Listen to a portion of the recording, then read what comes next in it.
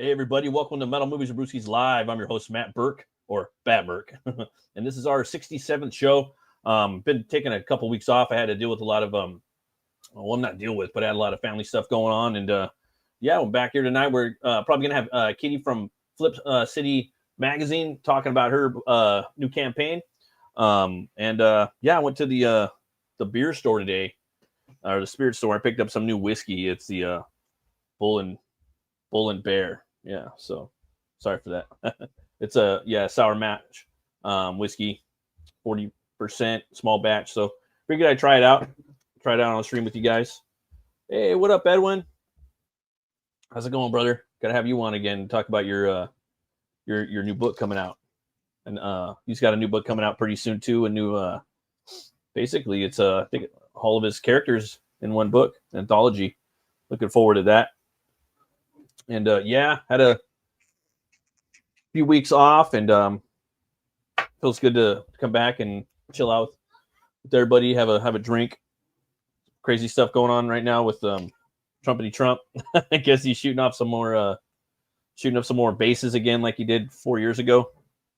So hopefully, with the result of that, there won't be any wars again, because he did that last time, the same exact thing, and there wasn't wars. So hopefully it'll be good. We'll see. Yeah, we got a lot of cool topics to talk about tonight. A lot of movie news. We're gonna go over a lot of it. Some of the stuff, it's kind of some of the topics I was gonna go over tonight. They're kind of all over Twitter, so I don't want to be. I try not to be too redundant, but I also try to keep it relevant as much as possible as it pertains to the show. But yeah, let's try this out. Cheers, guys, and everyone that's watches or gonna watch on the replay or stopping by. I appreciate it.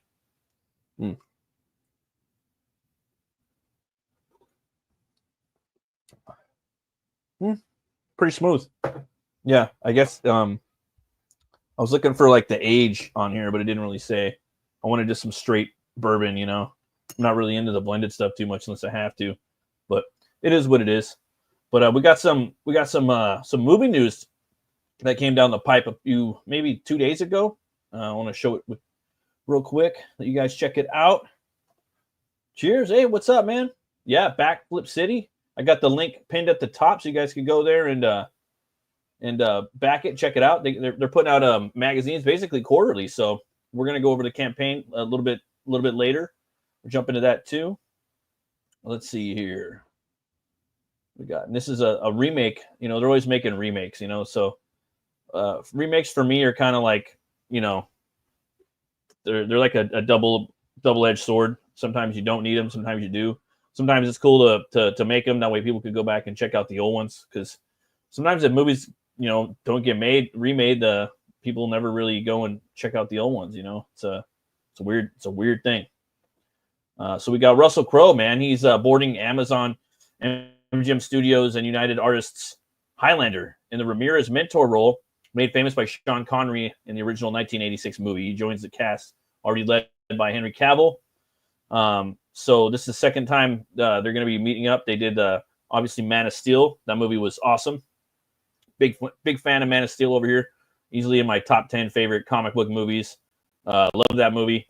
You know, it's not 100%, you know, as joyous and optimistic and hopeful as most Superman comics. But damn, I fucking love that movie. It's action-packed and decent story.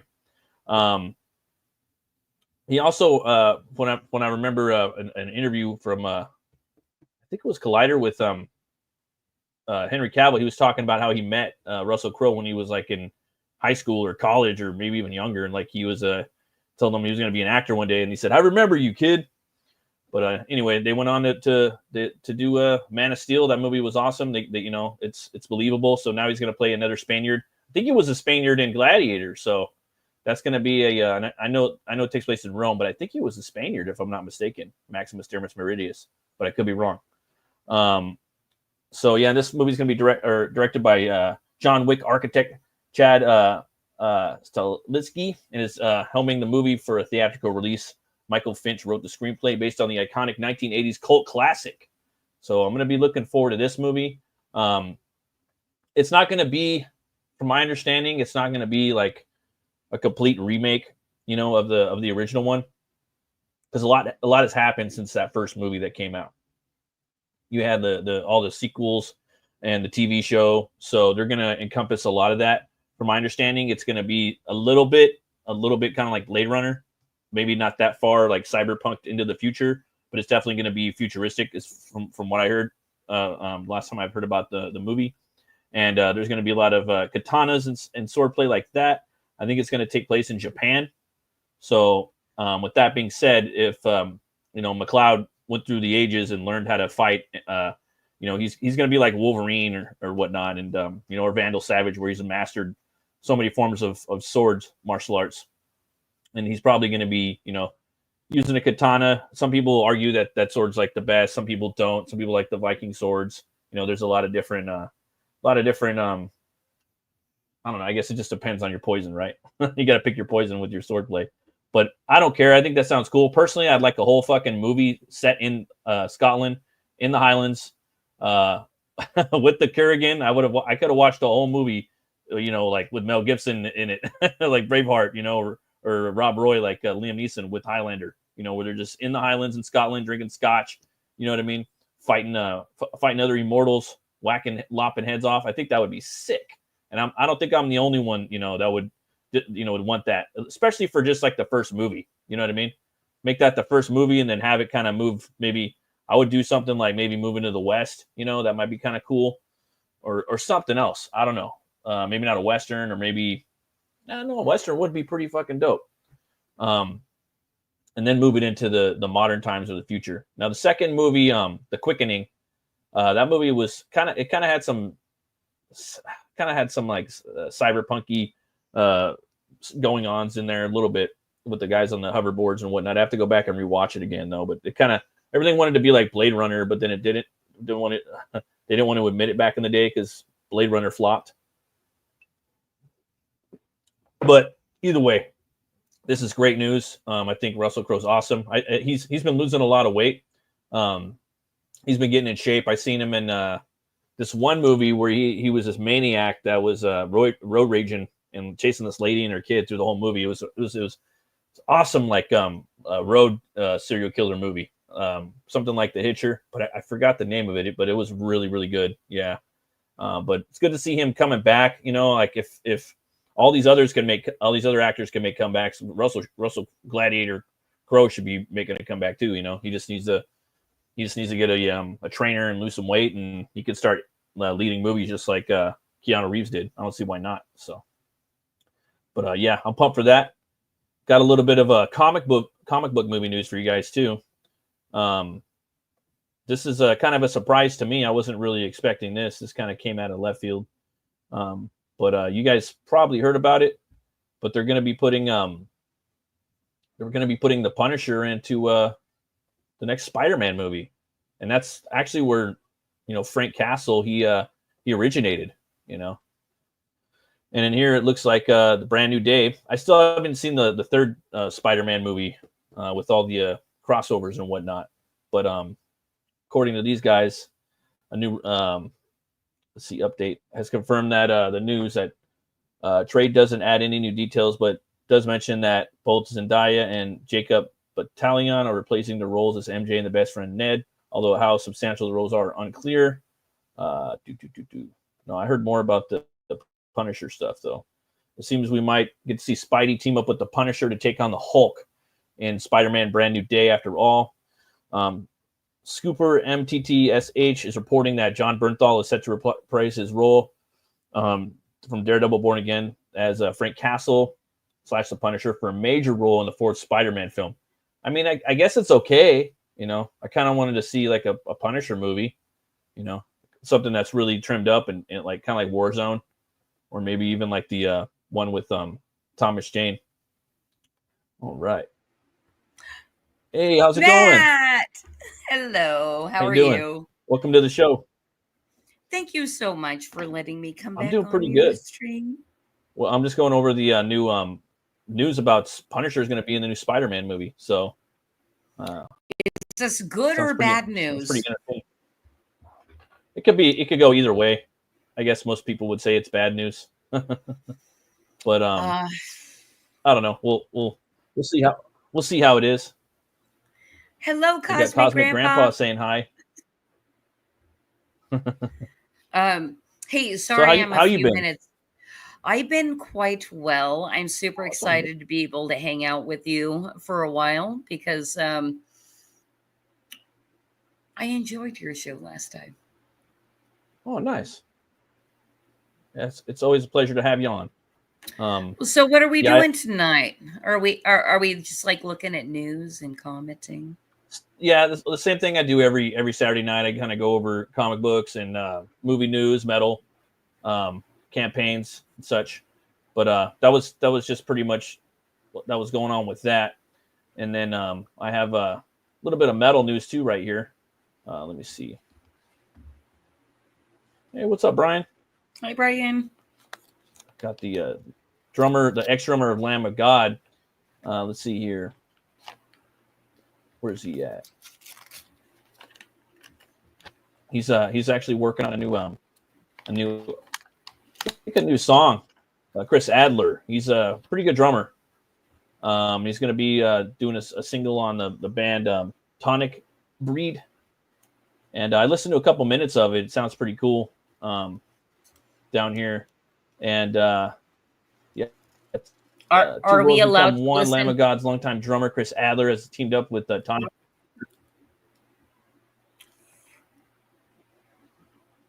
I'm sorry, what's that? I'm sorry. Is my lag super bad?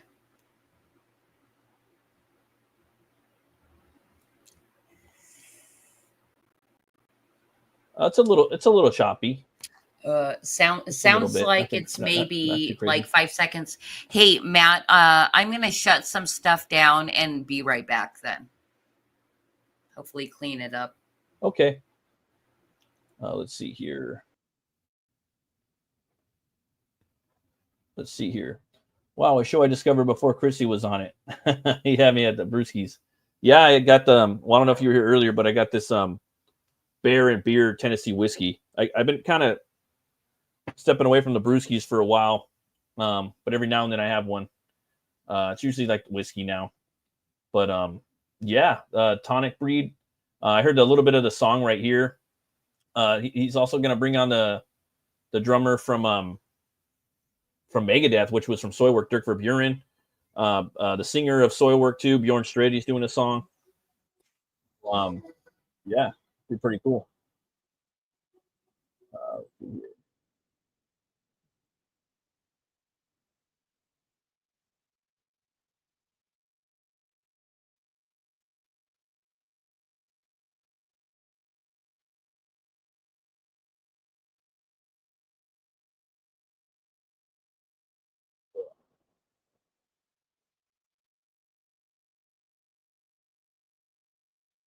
Yeah, so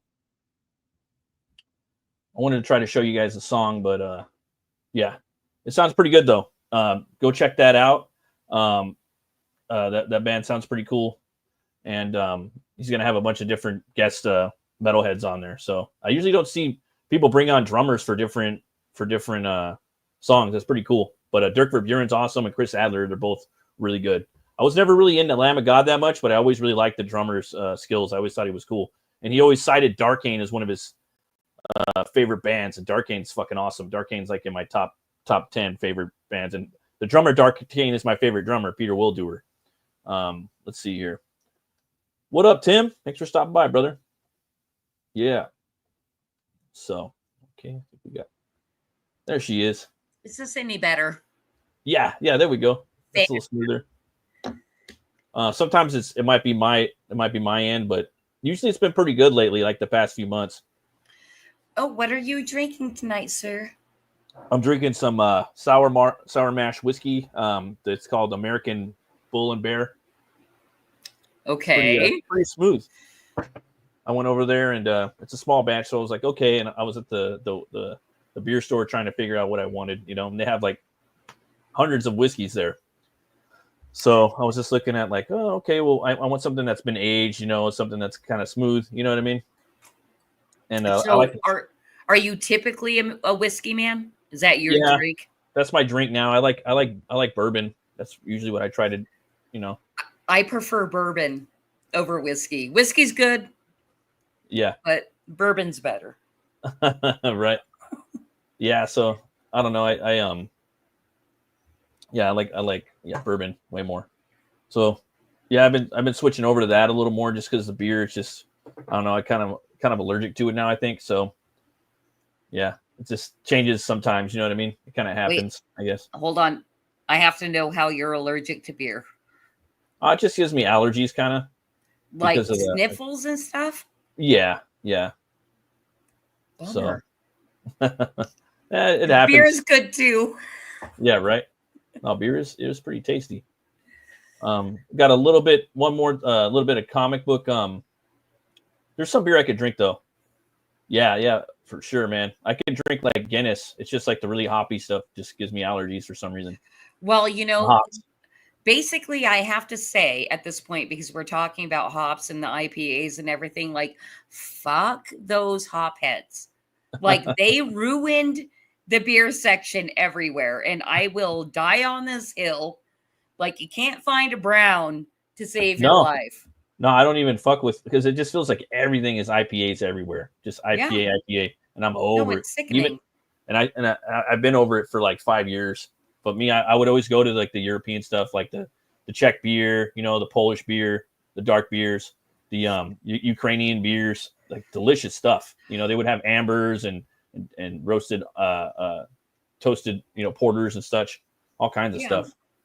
Even some of the German stuff. But that's just me. I mean, well, that's the thing too. Like, we've entered an age of like it could be a very fun age because of all the microbreweries and all that. But all Yeah, these microbreweries are doing a ton of IPAs. they all do the same shit. Yeah, So it's I used to sick. review beers like on the channel. Like I did like probably 50 beer reviews or more, something like that. And like I would pair it with a comic. After a while, it was just damn, everything's IPA. So I would try to find a comic book that kind of related to the beer, or a beer that would relate to the comic actually, because I would back the books I want and then see if I could find a beer that's got like something on it. You know what I mean? That kind of relates to it. And yeah, man. I almost feel like I need to, like, because we homebrew over here Nice. in the Flip City studio. So maybe it would be a good idea. I'm going to send you a Flip City if you would agree to this. I'm going to send you a Flip City, and then we will brew a beer to go with it. Oh, that'd be cool, huh? Yeah. Sorry. I'm giving you work, but I'm giving you beer too. So, Oh yeah, beer. No, I'm always down to try new stuff. I always figure, I kind of like if I try something that's really good and like I'll like kind of take a mental noted, pick it up again. But there's just so much stuff there to sample, so I always try to switch it up. Let's see here. Got a little bit of comic book news I wanted to show. A new book coming out by Robert Kirkman and David Finch. I know that Omer, he might be stopping by. He's really big into David Finch. I think might be one of his favorite artists. And it's a new book coming out in September called Skinbreaker. It's like a fantasy book written by Robert Kirkman of Walking Dead and Invincible. And I don't really know anything about it. I figured I'd read it with you guys real quick. An all-new survival epic from Skybound and Image Comics debuts in September. An all-new comic book series, Skinbreaker, from the creative dream team of writer Robert Kirkman and David Finch. Colorist Annalisa Leone. I think she's doing the Battle Beast right now. And letter Russ Wooten will launch from Image Comics on Wednesday, September 24th, which is still a few months out. This visionary action epic will be unlike anything readers have ever seen and be perfect for fans of the record-breaking Invincible Battle Beast. Yeah, I love Battle Beast. I've been picking that up. Skinbreaker tells a story of people on the verge of collapse and their fight for survival as the many threats that face close in for the kill. I've wanted to work with David Finch for the entirety of my career, said Kirkman. We've gotten close many times over the years, but we wanted a collaboration to be something truly special. Skinbreaker is that series. I feel like this book is a high watermark for both our creators. An action epic that is unrelentingly brutal, but also contains a ton of emotion and heart. It'll shock you and make you cry. Okay. Well, so there's a little bit about that right there. So I kind of wanted to just show you guys that. I think it looks pretty cool. We'll be covering this book a little more, and I'm going to be trying to pick this book up and adding it to my pull, because there's just not too many books that I actually read anymore from the local comic book store. Yeah. What about it makes you think that it's going to shock people? For me, I don't know. Yeah. I would have to do some weird baby killing in there or something. I don't know. Oh, I don't know. That would shock and make me cry. Yeah, but it'll be like a goblin or orc or something. But it's still shocking because you do it in that. To me, that's what I think. That's probably what would happen. You know what I mean? Okay. That's one thing I think of. And then Kirkman does weird stuff. You know, like he's kind of out there with his writing, like off the wall, like Mark Miller. That's why I like both their writing. Well, let me ask you this, because Matt, I don't know you very well, and you don't know me either. Brian? Hi, Christy. Sorry to interrupt. Hey, Brian. What up, Matt? What's up, brother? What were you saying, Christy? Oh, I was just going to ask you about like your own like journey into comic books. I'm sure everybody on your channel knows this, but I don't know it. Oh, my journey into comics? Yeah, I mean, because you seem very much like well informed. You know, I'm not that well read, but I kind of am. I'm a little more than the average person, but I've been like looking at comics since I was probably 3 or 4 years old. My like dad and my grandpa, and my uncle got me into it. Yeah, my grandpa was a really big into the pulps, like the Phantom and the Shadow. He was like that. He was kind of like a real pulp villain in his real life, actually. Yeah, they just kind of got me into it. As a kid, I didn't read comics. I just collected the books, the papers that I liked. I also like, I don't know. I was really more into, like, as far as reading goes, into Cracked, into Mad Magazine. Oh, well, geez. No wonder you have me on. Melvin is one of the bad guys. Keeps babies. Yeah, right? Hey, Tim. I bet it's. Yeah, I grew up with Mad too, and especially, fell in love with Kurtzman. You are not well read. You are Matt. Yeah. If I had more time to read more stuff, though, I would, man. It's just like it's hard for me even to read the comics right now. But yeah, I started getting into comics. I'm a '90s kid, so I was reading a lot of the Max was my favorite comic growing up as a kid, as far as like regular comics, and then I was picking up also the Mad Magazine and Cracked. I love like Mort Drucker, and he was like my favorite artist in there. Jack Davis. Jack Davis is awesome, and there's a lot of other cats too that kind of came along. Well, that's the thing. Like, it just launched so many fucking legends. Yeah, truly legends. And then at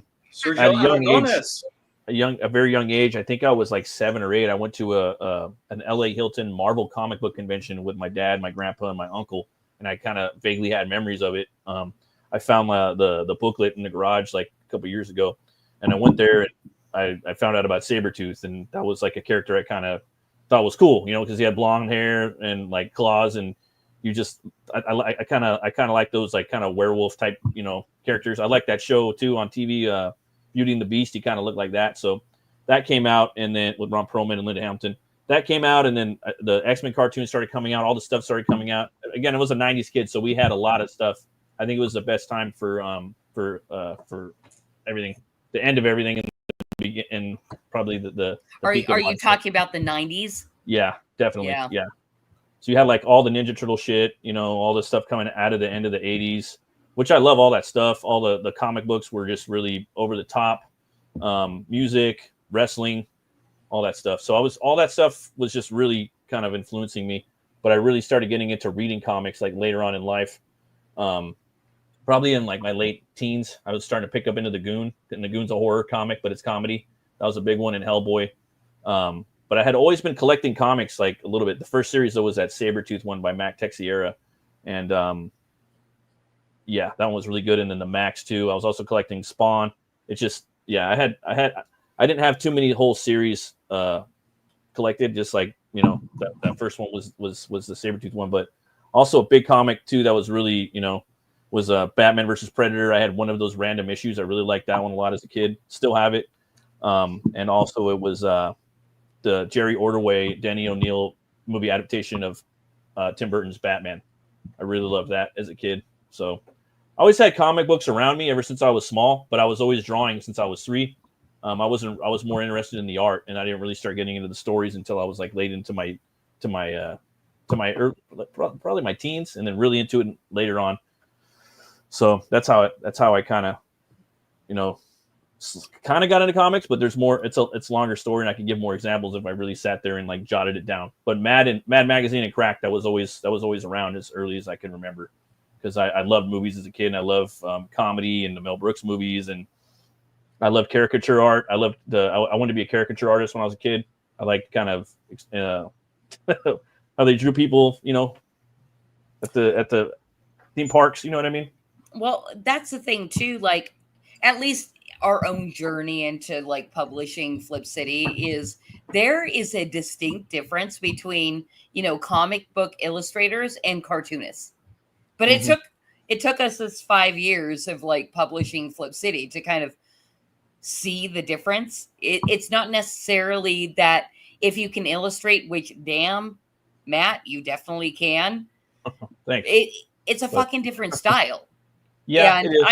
I'm sure maybe not plenty, but some people can, bridge the gap between the cartoony character thing and like fucking badass comic book art. But it's two completely separate things in my own mind from what I've seen. Yeah, it is. There's a couple like John Romita Jr., Greg Capullo.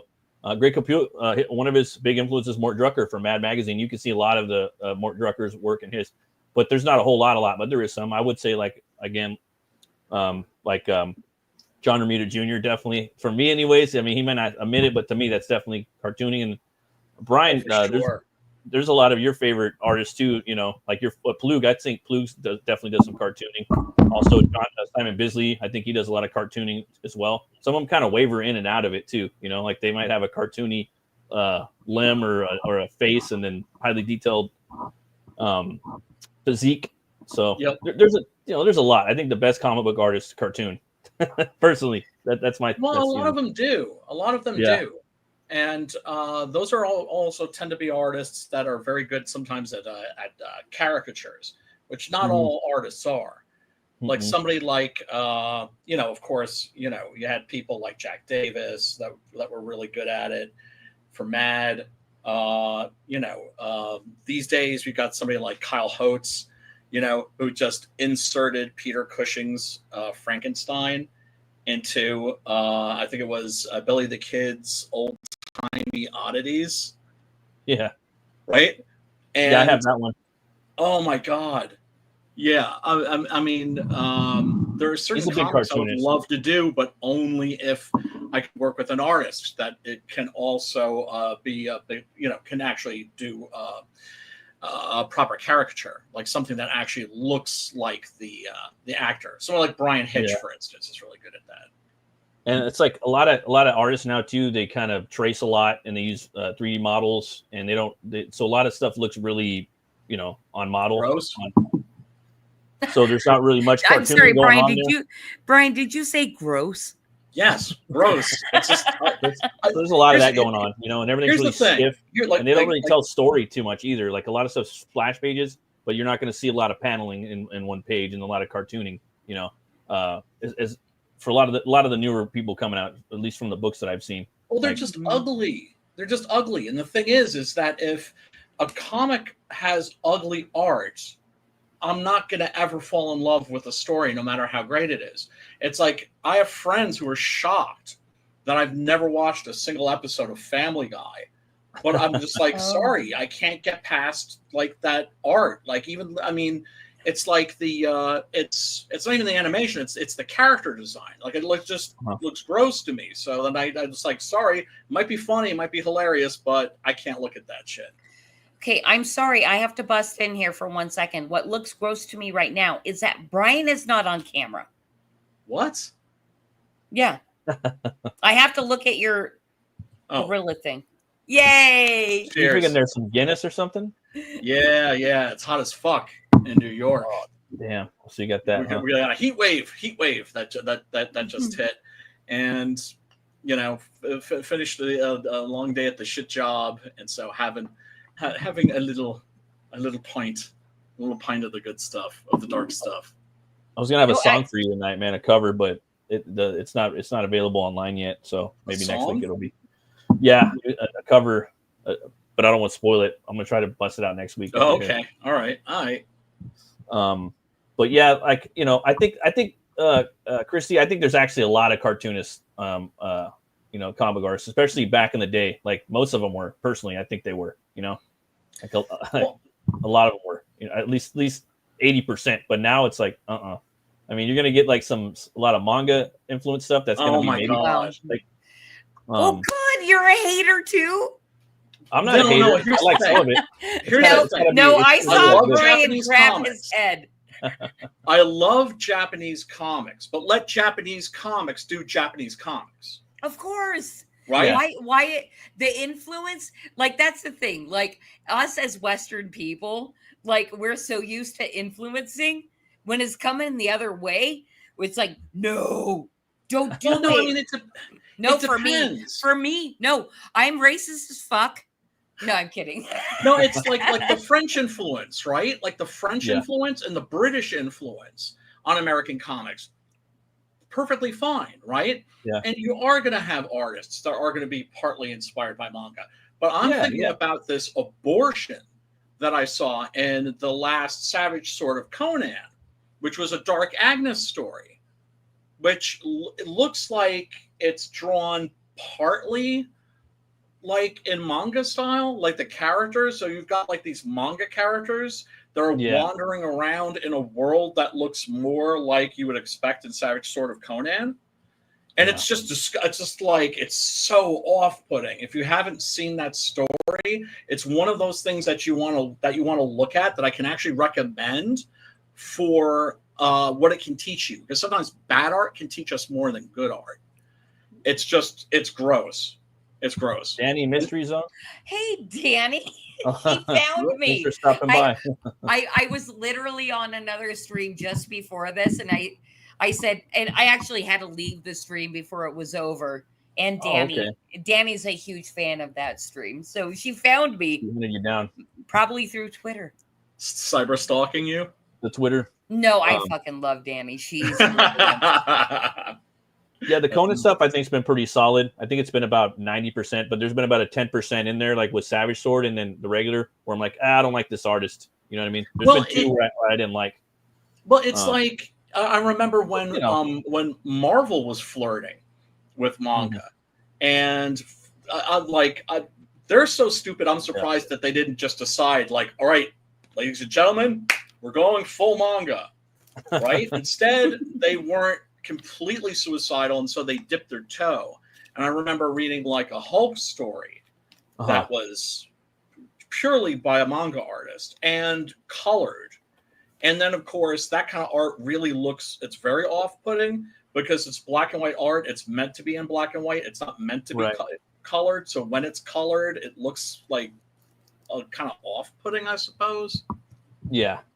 No, for me, it's like when you have like a lot of artists do some of the stuff, the techniques of manga, like your Ryan Otley, like when you're doing the swivels on the speed lines, when you're in the mid action. So there's shit like that. The anime slide. The anime slide, the action sequences are cool. He's doing it. Fucking Daniel Warren Johnson, a lot of his art, that shit's dope. Even me, I'm inspired by that shit. Yeah, right. So that's fine. I think there's a way to do it. Yeah, but you don't like I'm not going to draw like fucking big ass alien eyes on my characters and shit like that. I'm not into. Oh, dude, have you seen that art? Do you know that? Have you read the story I'm talking about? No. Yeah, I have it. I'm sure. If it's there, I've reviewed it already. Whew. Gnarly. Yeah. I think I remember it though. But yeah, there's been like 3 probably artists on there I wasn't a fan of, But I do encourage them to keep bringing in new artists nonstop on Savage Sword. Just keep flipping new artists. Oh yeah, yeah. Preston's got that locked down, although he doesn't even know it yet. Yeah, that'd be cool. True on the Agnes, Brian. Yeah.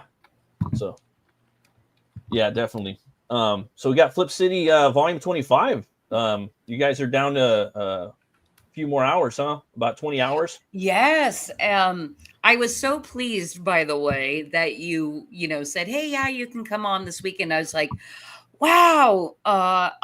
Because I've been shit on this one campaign on like getting on streams and being able to promote. And I think last time I came on, you did mention that you were a Mad fan and everything. Flip City Magazine is the new Mad magazine, but made for today. So basically, we're bringing back the irreverent humor when irreverence is going to get you doxxed or swatted or things like that. We're still kind of waiting for those things to happen so we can cry about it online and boost our profile. Yeah. So crazy. You can't disagree with anybody or they'll straight do that, you know? Yeah. Well, but we do. It's crazy. I'll disagree with you right now, Matt. It hasn't happened, so. Hey, it's going to happen. Like, you know, I could say something to piss people off about Trump, and then I'd probably get people flooding in here, and people can't disagree. You know? Oh, are you saying that you would say something negative about Trump and get? I could say something negative or positive, and then you can get something from either side. Especially for today, you know. So, but I'm just saying, you know what I mean? Like people flip out about everything now. It is true. That's the thing. You know, we came into this thing, you know, considering that we're probably going to appeal more to conservatives, which we did. But also, like, our mission statement isn't to be partisan and be like, this side good, that side bad. We're like a fucking satire magazine. We're making fun of it all, right?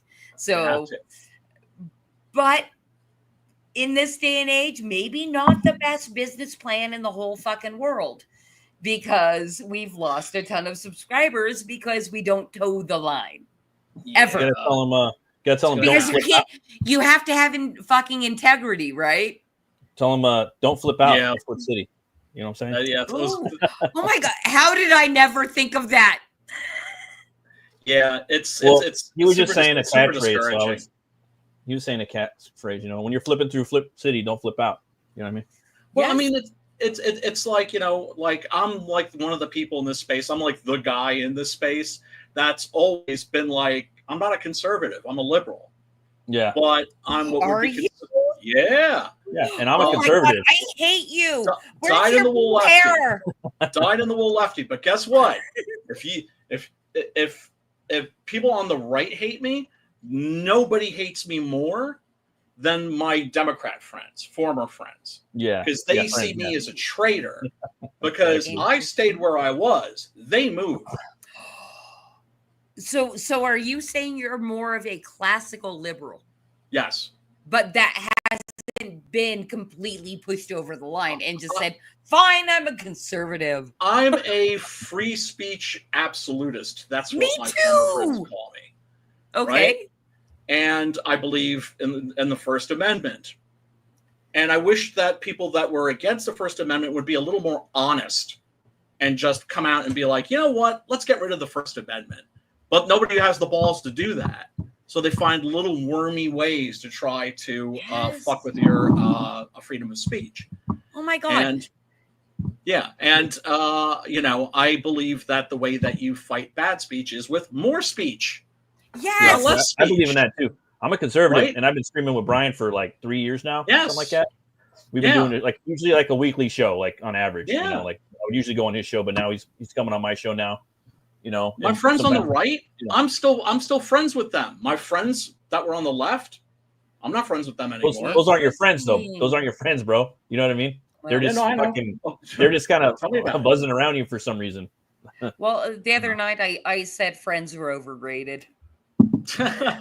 No, friends are important. Friends are important, you know. But you know, don't. I can't. I have a big mouth. And I can't go along to get along.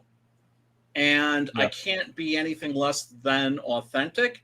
And you know how some people have a particular issue, like they're one issue voters? I'm very, like, they're fixated on one particular issue. I've always been fixated on one particular issue, and that's censorship and the First Amendment. And so that can make you a pariah. I mean, even the ACLU doesn't believe in freedom of speech anymore in America. Oh my God, I'm so fucking pleased to be able to talk to you, because that's the thing.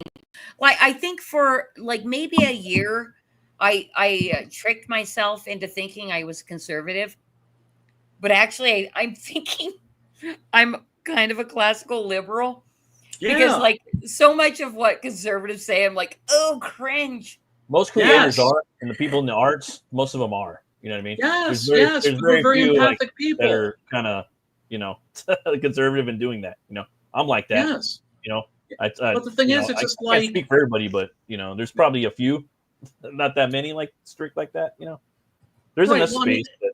But you can't be a conformist and just get fucking butthurt just because other people perceive the world differently than the way that you do. It's as logical, and especially when it comes to American politics, because the people I've noticed that have had their heads screwed on straight during all of this, like the last 10 years or so, professional wrestling fans. yeah, right. Well, that's what it is, right? Interesting. They get Because Scott, my husband, who is basically the mad mind behind this thing, Scott, is a wrestling fan. There, exactly. Probably chilling. You're just like, oh, there's the heel. Oh, he's gonna do a face turn. Oh, he's gonna do a heel turn. Oh, any second now, he seems like he's down, but then he's gonna come right around with that steel chair. Oh my It's god, I'm theater. smiling so big. That's Yeah, so and it's funny.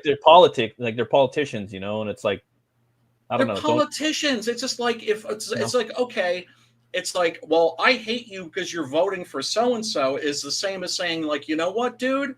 I'm a Hollywood Hogan, NWO for life kind of a guy. You're down with the red and yellow. Well, I can't hang out with you anymore. You're the enemy because you're down with the red and yellow and not down with the black and white with the for life. It's just retarded. It's just the Rogan sphere. It's incredible. You know, the Rogan sphere? The retardation of like our current zeitgeist that we're all living through stupid. It's frustrating, but also very fun, and also makes the magazine what it is. Well, like for you, right? You know, you have to look at it like satire now more than anything. You have to look at it like that. You know what I mean? And like you have to lean into to everything. You know, like it was funny. I was at Dunkin' today, and I said like a joke that I'm not going to repeat. You know, and shit. But I had like four. But I think with a good joke, you need to have like four like lined up, and it's about the delivery. And I was telling it to my wife and kids, and I was like, damn, I guess I am kind of funny. But you know, because there was like, you're funny, Dad, you're funny, and I'm like, no, I'm not. No.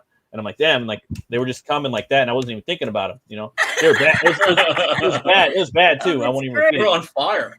But I was like, oh, if I wrote that, I could probably sell it, and anybody would use it. If I were to use it, I would probably get canceled.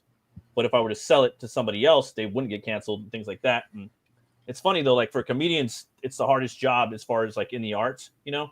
But you have to bank your material. You know what I mean? You have to have it saved up because you want to pray to God now that they don't tape your performance because you're trying to carry those jokes to every town. So you want like 20 days worth of material, you know? I don't know. I think it's different with Flip City. Like we literally shoot our load all the time. It's like nonstop.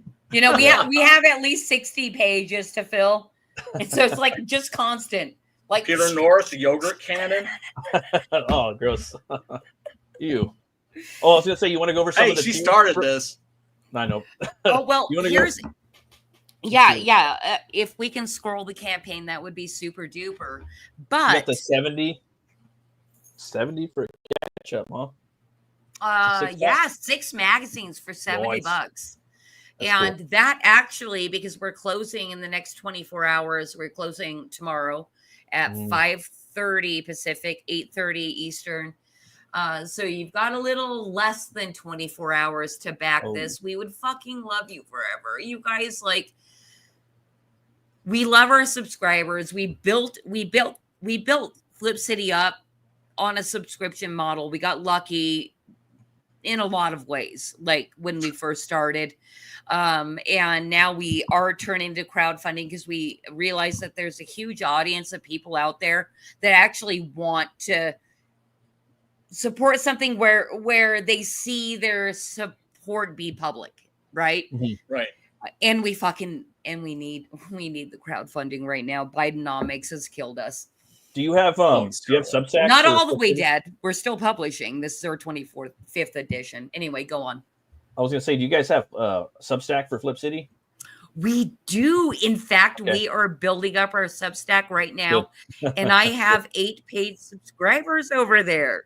So you want to build, you want to get that email list up. So just keep doing that and throwing a couple jokes in there. And they have people that make their own. There's people that have made their own like similar thing to Substack. Their email, where they kind of talk about their stuff, and people will come in and buy their email thing like that for millions of dollars, like $100 million.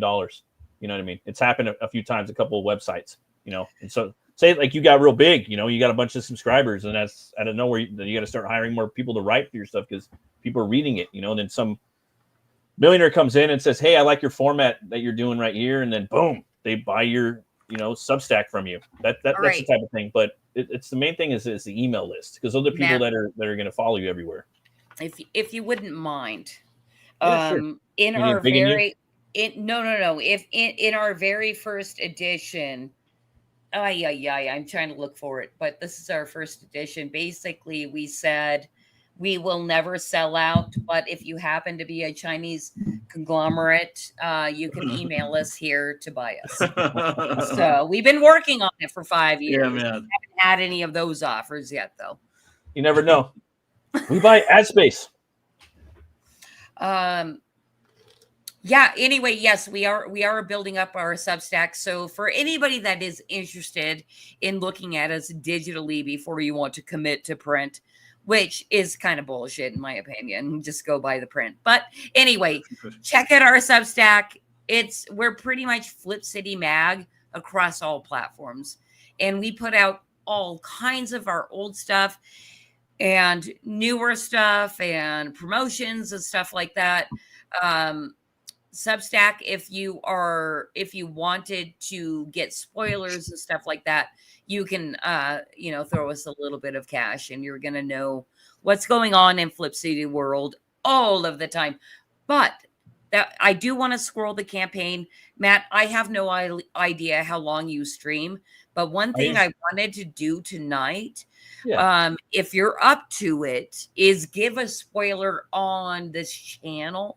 Because we have the Flip City version of the JFK files, and I have it lined up. Not that I want to do it right this second, because I'd have to click around and all that. Yeah, no, we could do that. I go an hour, but it goes, sometimes it'll go even longer, up to 2 or, I'm not in a hurry right now. I don't have work tomorrow, so. Okay, fantastic. That's great to know, because I have not read the JFK files yet, and apparently they're hilarious. Then you got the man right here, huh? You got the 4-pack. Yeah. So as far as anybody that's finding out about Flip City right here, the ketchup packs are something I'd love to direct you to, because they're priced pretty well. You can either get our most recent 6 or our most recent 4, and they're priced accordingly. But the magazine that we're promoting for right now, funding for right now, is volume 25. And you can get that if you're in the United States for a flat $13, because we're doing free shipping on that. We try to keep the barrier to entry very low, because our mission is to make America laugh again.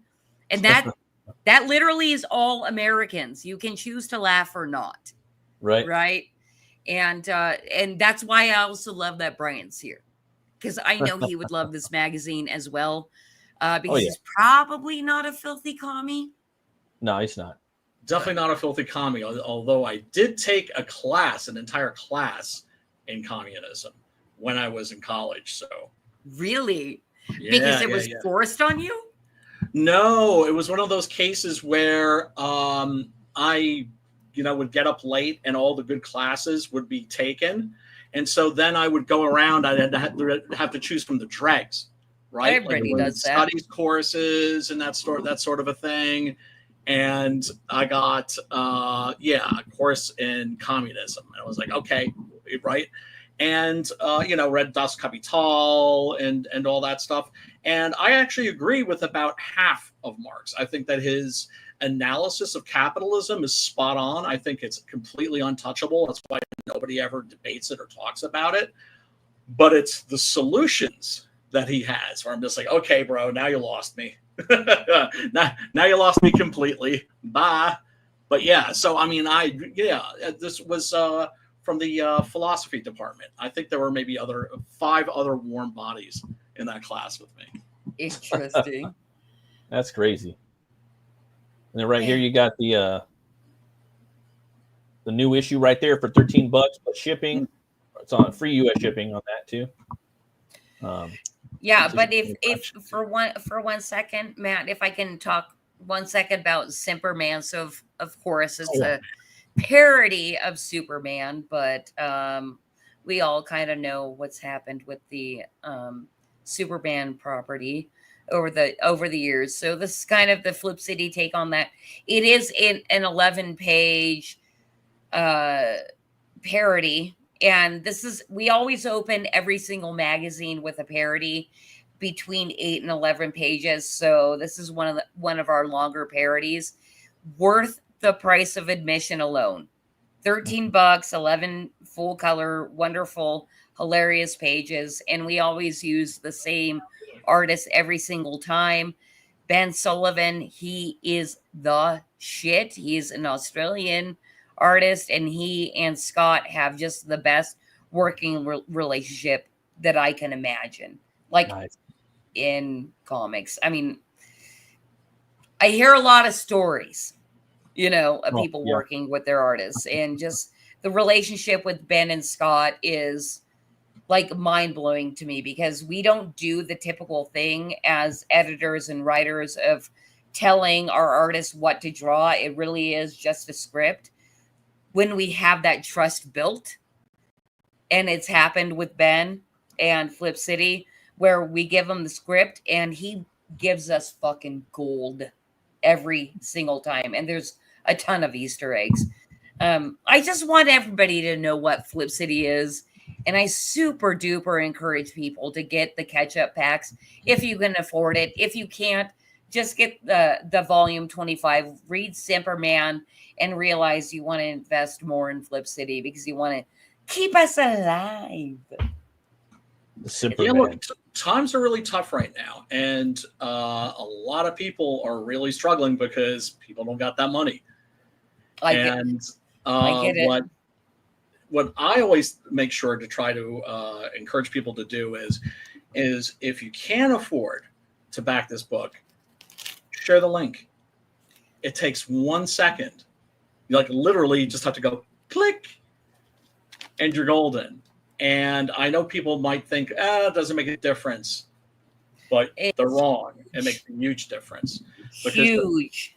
The biggest obstacle that we face is just getting people to know that our books even exist. Hell yeah. Oh, Brian, by the way, I'm super happy that you're here because this triggered something. I've been meaning to say it so much today, is that yesterday on my own stream in my chat, somebody said, I had my leftist daughter read Flip City to me in the car while we were driving to this event, and we were both laughing our asses off. And that, it brought tears to my eyes.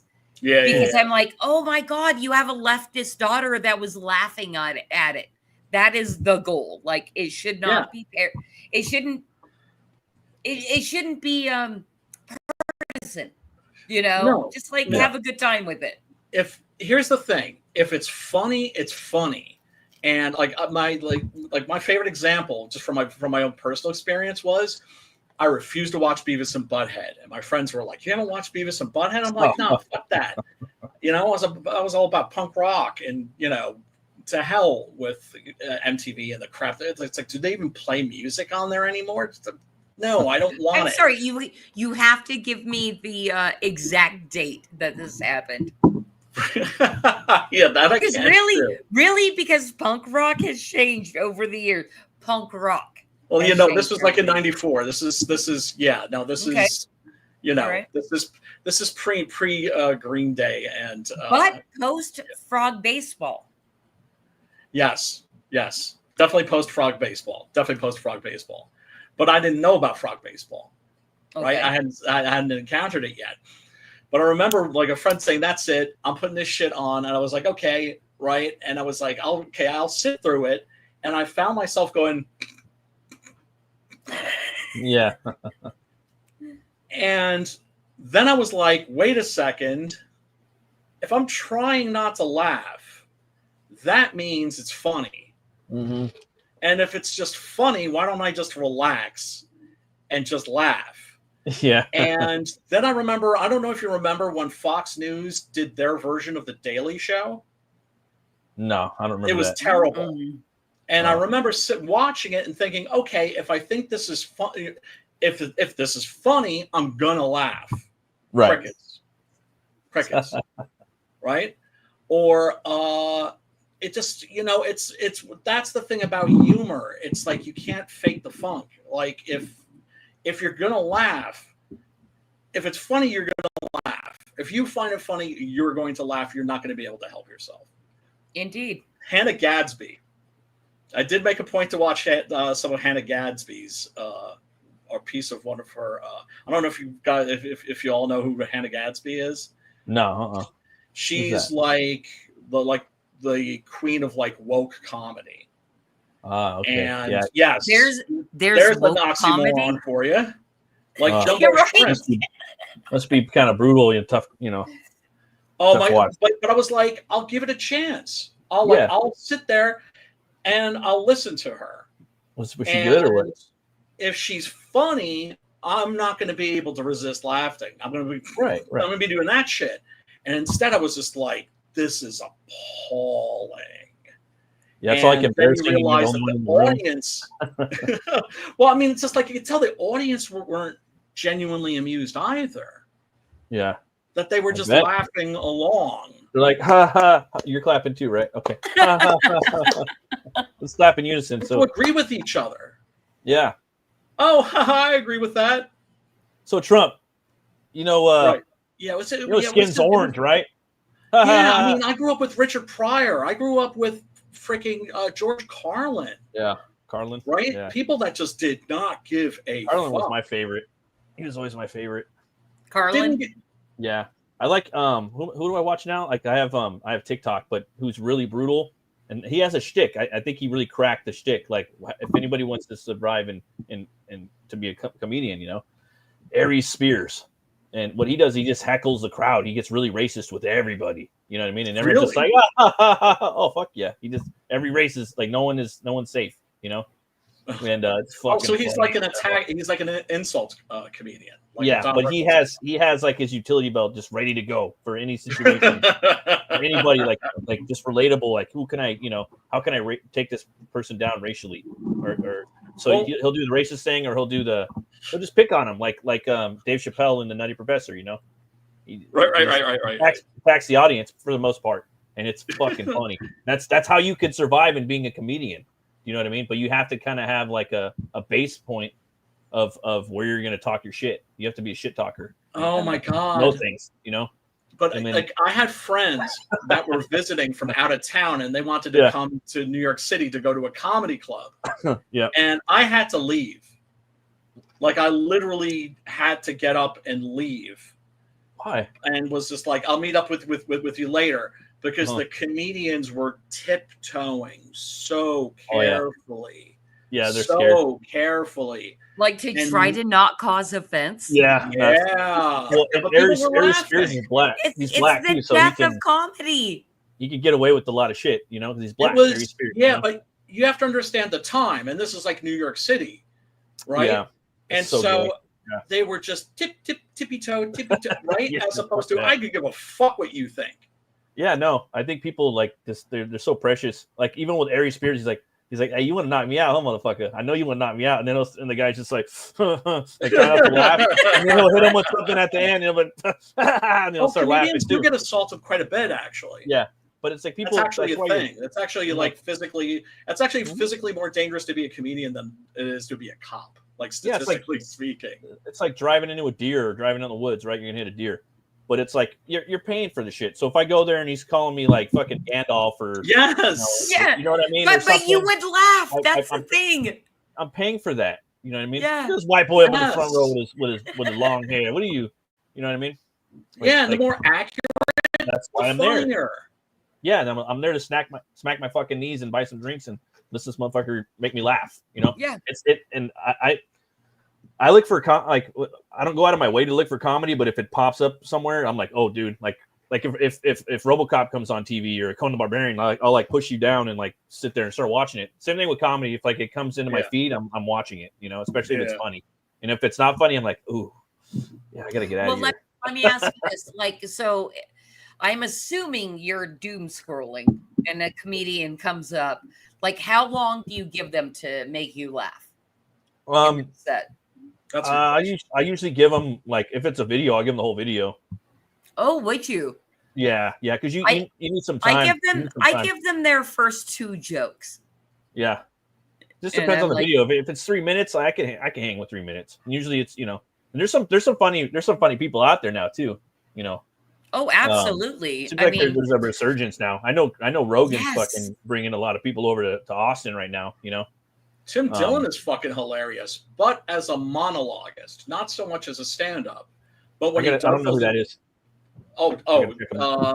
Tim Dillon, yeah, that's his name.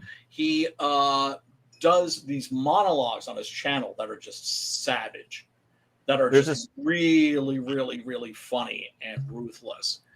But not as funny as like a stand-up comic.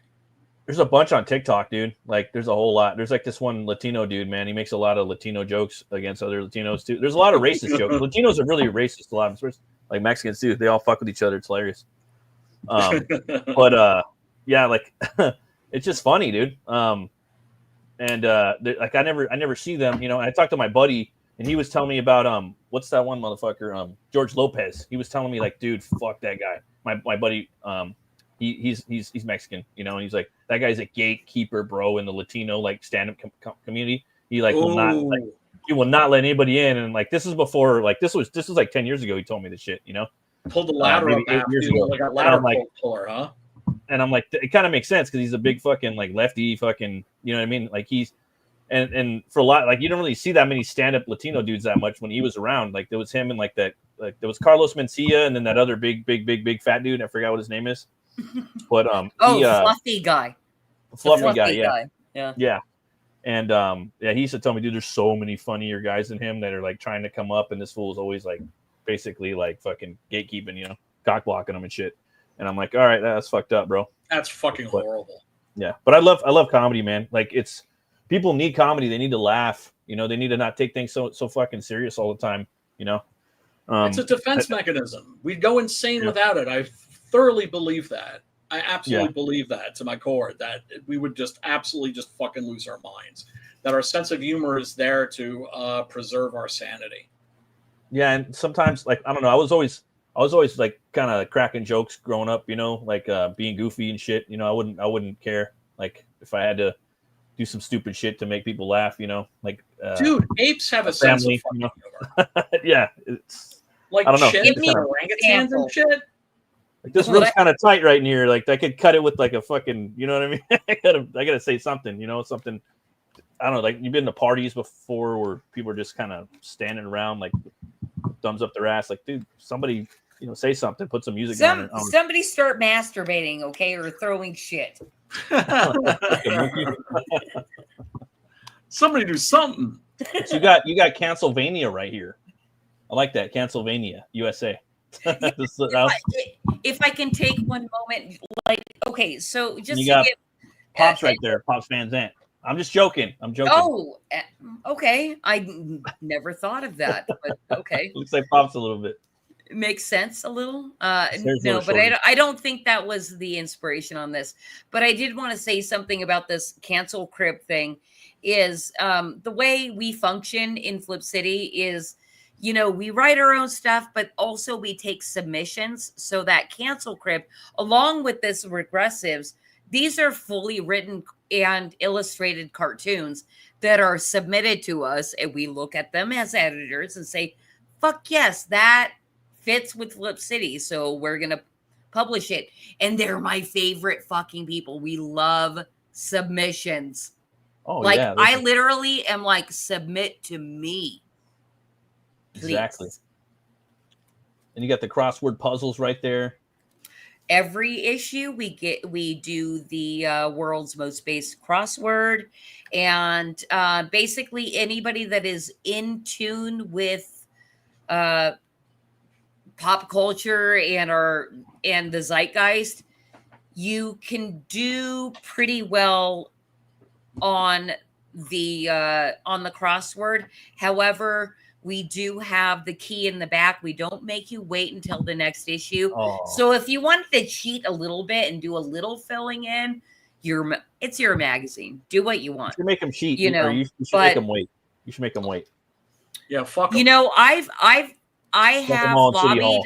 I've lobbied for that. And Scott won't have it. He's like, no, I'm putting the answers in this magazine. And that's cool with me because it's a pretty difficult crossword, but for people that are super tuned in and have an IQ, you know, above 90, you're going to be able to complete the crossword 100%. without help. And that's, you know, they'll keep them, you know, maybe that's one more little thing that hook them, you know what I mean, for the next issue. I'm hoping, you know, we've received positive comments back on the crossword that it's a really great one. Nice. And then you got some more tiers right here. You got the collector's super pack for $375 and the digital overload for $75. $75 gets you caught up until the current edition. If you want to have everything from issue 1 through 24, that's what you get. And then you can also back the $8 digital 25, and then you'll have everything digitally if you want it. But everybody wants it in print. I think that's perfect for like people that travel a lot. You know, I know people that fly around like once or twice a month, maybe more. You know, I think that's a perfect like airliner bundle. You know, you're sitting there on the plane, you got everything right there at your fingertips, and you can't beat that. You can't beat that price. You know, you're sitting there laughing. Personally, me, I like the physical copies myself, but I think to be like on an iPad, and if I'm someone that's frequently flying all over the place, I would love to have this 25 issues right there on my tablet. I mean, I can't even imagine how many hours of entertainment that is if you really want to read every single one. That's over, I think, 1,200 pages, that so digital overload. So, yeah, lots of it. The add-ons right here for $130. So, a lot of options, guys. Yeah, there is. Yeah, that in particular, that's kind of a lockdown tier. You have to back the collector's pack to get that add-on tier. Oh, okay. And if you don't, I will refund you. Oh, okay. Let's see. Right now, you're at 29 backers. If we can get one more backer before the end of the show, man, that would be awesome. You know, that would. If we can round out the number to 30 backers before we close in 20 hours, I'd be ever so happy. We're still at 29, but we'll jump around. You guys, it's all about my happiness, right? And yours as well, actually.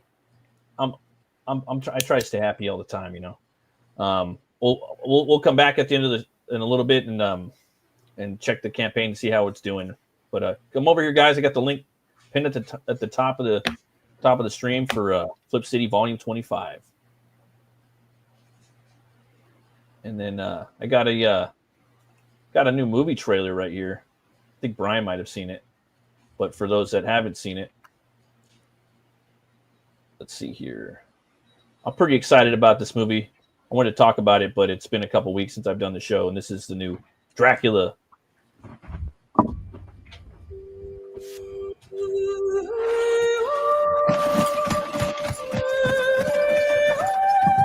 Simpula.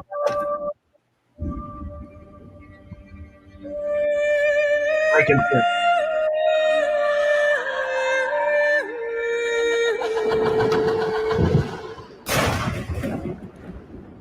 Tell me your story. My story.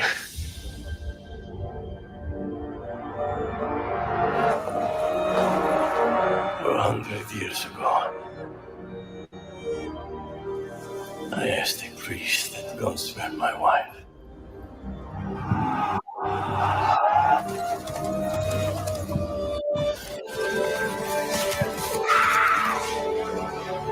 He did not.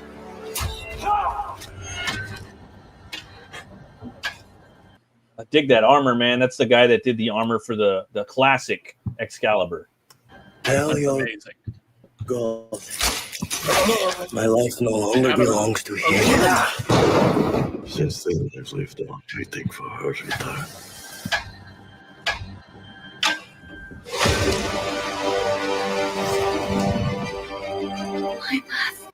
So this one's going to be obviously in France, Paris, which I think is pretty cool. It's kind of a little more gothier than London, which, you know, the director is French, so I'm with it. He's been looking for his beloved for more than 400 years.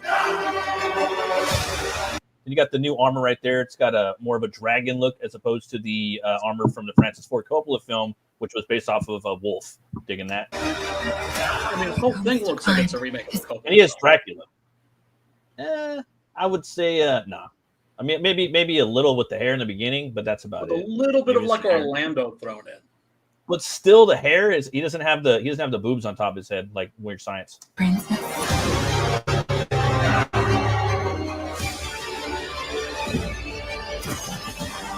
This man is the devil. Mina's in danger. Repent for your salvation.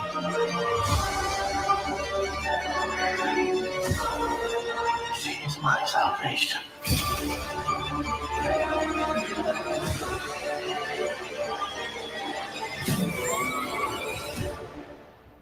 You are her damnation. In the castle looks dope. Like we were saying here, it's got different inspirations. You get Castlevania in there. It feels there's definitely Dracula Untold. Obviously, Francis Ford Coppola is Dracula. There's a lot of influence from there too. But I think it looks cool. I mean, I wasn't really sure about the guy. I know in certain scenes he looks cool. This is the guy that played Banshee and Matthew Vaughn's X First Class. So he's playing he's Dracula. in Byzantium too, which is a vampire movie that was made by Neil Jordan. You know, Neil Jordan did The Company of Wolves, and they did Interview with the Vampire, right? Yeah. And made Interview with the Vampire basically a Hammer movie. And in Byzantium, awesome. There's none of that. It's totally not like a Hammer movie, but there's one scene where characters are watching TV and there's a Hammer movie on the television. So he did a little it's just kind of like that's where I'm taking the Hammer. I'm putting it there. I'm really excited about this movie though. Like and I like seeing him throughout the ages where you're kind of seeing, you know, like when they come on once a year. Well, I mean, I want to see some other shit. You know, like we got Nosferatu already. You know, I want for me the horror is like that one spot when he goes to the house. You know, when he's creepy as fuck. You know, and also the ship. Demeter. I don't know if they're gonna do Demeter in here. They'll probably bypass it just because there's a whole fucking movie. You know, so he's probably just like, I'm not going to do that because that was a whole movie that just came out a year ago. I mean, I'll watch it. Don't get me wrong. I'll for sure give it a chance. You know, I just don't know. Like for me, I'm looking for the action. You know what I mean? But it's not going to top. It's not going to top fucking Coppola's. I'm sorry, it's not. But it looks interesting. You know, I don't know. Again, I think it's cool. Like him throughout the ages, you're getting to see that. The castle looks fucking dope. It's a beautiful looking movie. You know, that's one thing that you're always going to get from Luc Besson is you're going to get a good looking movie. Although I thought it would have been a pimp move if he'd cast Jean Reno as Dracula. That would be pretty cool. But he's too old right now though. The frog eyes and everything. Yeah. I don't know, man. Like you gotta. I just love that dude. Or you know, also be good is Adam Driver. Imagine him with that big fucking shirt, that big big nose with the mustache. You know, you look pretty cool. You look like Vlad, and he's got the baritone voice. I'm just happy that we're getting another big version of Dracula, and then we're Right. getting another big version of Frankenstein. You know, And I'm glad it's like I Vlad. said, wherever one of them goes, the other one is always like right behind. Well, like for me, Dracula, it's got to have Vlad the Impaler in there. Like I want to see the armor. I want to see all that shit. Like same thing with Dracula Untold. I love that movie, but it could have had a lot more things to be better. You know, like, and that was something I always wanted, was what we had with Dracula Untold. That was like the one movie as a kid I always wanted. You know, we kind of got it in that, but I like the Mark Gatiss one, the that he did for the BBC, the one with Claes Bang. I thought he was a terrific Dracula. That was okay. I like that a lot, and that actually had a gender swap that worked. Yeah, which blew my mind. That Van Helsing character I thought was terrific. Yeah, the gender swap. I like what Kelly Jones and Matt Wagner are doing, like where they're doing the 400 years. I want to see more of the 400 years. I want to see a whole Lord of the Rings thing. That's what they're doing. They're doing Lord of the Rings with Dracula. That's what I would want to put it. Yeah, and I'd have them fighting like Baba Yaga and a bunch of other shit. Like I would have mystical like folklore. Like they had Baba Yaga and Dracula Untold. They cut her out of the whole fucking movie. That's I would do all like the Slavic folklore, all that stuff from that area of the world, and I would put that in the 400 years, and I would just make it a big epic fucking movie. Like that's kind of what that's a dark fantasy with Vlad, and that's kind of what they're doing in the book, you know. So I'm looking forward to that. But like Dracula, you know how I was going off about like the Universal theme park, that Universal Monsters thing that they have. My boy Charles took his son to see that, and he said that the animatronics are like 10 feet tall. Oh, sick! So nice. It's like a 10-foot tall animatronic Frankenstein monster, and you've seen how that thing moves. Yeah, right. And just like, I have not. You like Monsters, Christy? You like the Universal Monsters, Christy? Yeah. Like whatever. I like monsters. That's fine. But what Brian just said, I'm like, I'm sorry, an animatronic giant Frankenstein where? At Universal Studios, like it's a theme park, and I'm so not a theme park kind of a guy. Yeah. But I watched all of like the trailers and the making of, and little YouTube videos that people made as they were going through the attraction, and it gave me an erection. It made me I was just like for real, or are you just making fun? Like a monster kid erection. You know what I'm saying? I'm grown up monster kid. That's what I consider myself. Grew up on like famous monsters magazines. I'm like no, literally, Brian. I'm sitting here thinking like my husband would not like this line of where we're going down. But I mean, if you haven't seen it, look it up. Their Dracula looks really kind of whack. Would you agree with me, Matt? Because their Dracula doesn't look like Lugosi. It doesn't look like the character from the novel. He just looks generic. Yeah, but the Frankenstein monster looks amazing. The Wolfman looks amazing. The Gillman, a creature from the Black Lagoon, looks amazing. Yeah, Phantom of the Opera looks amazing. I didn't like what was it, Van Helsing? They like gender swapped her too. I wasn't really feeling. Oh no, they Victoria Frankenstein. Oh, okay. Sorry. She's like a descendant of like the original Frankenstein. You know, I'd much rather they had Colin Clive. A Colin Clive animatronic would be great, or a Dr. Pretorius. Oh my God, that would be really amazing. And I don't know if they have an animatronic bride or not. I think they must, though. I think they must. It's such an iconic character. But yeah, I mean, look, we're getting new Frankenstein, we're getting new Dracula. That makes me happy. I'm getting two Frankensteins. That other one that Maggie Gyllenhaal's directing, The Bride with Christian Bale. Well, we'll see. I heard it was going to be kind of woke. I don't know. It looks whack, and I'll only watch it if if the word is down that it's just like ridiculously awesome. Then I'll probably check it out. But otherwise, I like Christian Bale. I'll watch anything with him in it. I haven't watched every one of his movies, but I would. I think he's a good actor. Oh, he's a great actor. Also, just I think gave $22 million to create a a dog rescue. Well, he's building a place for kids too, like a big place for kids that are in foster homes that need somewhere to go, like in between. That's like right. a whole village he's building. Yeah, Yes. like Yes. crazy. Yeah, no, he's like one of those cats like Brad Pitt or Chow Yun-Fat that are just kind of like, what am I going to do with a private jet? What am I going to do with a yacht? Right? Like, I'd much rather just spend the dough on that. Exactly. All right. Let's see People here. that don't have holes in their souls that need to fill them with fucking stuff. I got another movie trailer right here. Oh shit. Armed political extremists have taken hostages downtown. Somebody do something! Oh yeah. Wait! Stop! We'll get to all of that. Just relax, okay? Speaking of laboratories, We lost Shelley a year Ladder ago. kickers. Everybody These loves days- that midget. Looks great. That bird's pretty good. Now give him back. I don't want to hurt him. Why didn't she do anything? Sometimes it's better to do nothing. It's going good. You're saying that this corporation would knowingly poison its own customers just to boost their own profit margins? Summon the nuts. Okay, summoning the nuts. I didn't want any of this. I'm a monster. You're not a monster. Show him your good heart. Hey, buddy, I'm your dad.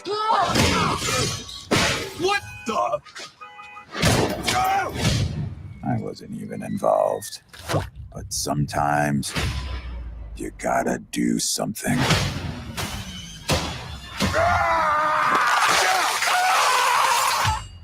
Who the fuck are you? Just some dude with a mouth.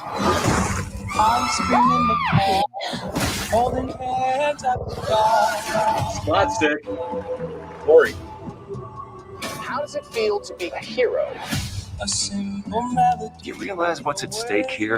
Everything! Elijah. Find him, bring him here. There you are.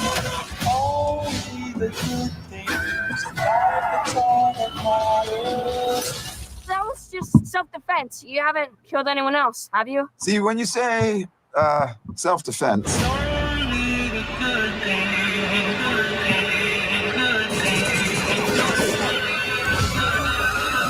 He's an ugly son of a bitch, though. It's all that matters to me. The Toxic Avenger. That's what the kids are calling him. I think it's swell. Okay, Yeah, the I'll only probably thing check it I out. care the only thing I care about that movie is how good Brian is at the 6 degrees of Kevin Bacon. Did I see Kevin Bacon in there? Yeah, Yes, he's the you did. major. He's the main villain. Yes, he did. Him and Elijah Yeah, yeah. Wood. Yeah. They actually, Okay, I'm glad my joke landed then. yeah, no, I mean, look, it's a Toxic Avenger remake, right? And the initial word was pretty bad, and after watching like that new trailer, which I saw, I think it's maybe like a week old or something like that. Yeah, it looks harmless. Looks like harmless slapstick to me. Like, yeah, it's just like a it might be slapstick. okay. I think it might be all right. Basically, like I intend to hate everything. I You know, but expect to. that trailer looked pretty dope. Like, Yeah, it looks good. I might Like, be It entertained does by not that. look bad. It's far what I've surprisingly seen- not shit. Is so what far I'm what saying. I've seen, it looks good. Like when Elijah Wood's like call in the whatever, that's like a new metal band he calls in. You know, so he's taking out a new metal band, like they're all like Limp Bizkit. You know, Oh yeah, I'm like, all right, I like that. I like that. And then That's a I great like how idea. I like how they made. Well, he's more of a warrior. You know, so the mop head is a blade now. It's like an emerald I blade. know. So I Yeah, think that's yeah, pretty. yeah. It's a lot more metal. This one's a lot more metal, obviously. Yeah. I don't like Peter Dinklage, but I'll let him slide for this. You know, and I think Peter Dinklage is great. He's a great actor. Everybody loves that midget. I just said it. He's a good actor. No, I mean, look, but it's like he's an a asshole, terrific actor, but he's a dick. You know what I mean? It's just that he screwed over his people. He did, man. Wait, pulled that ladder up.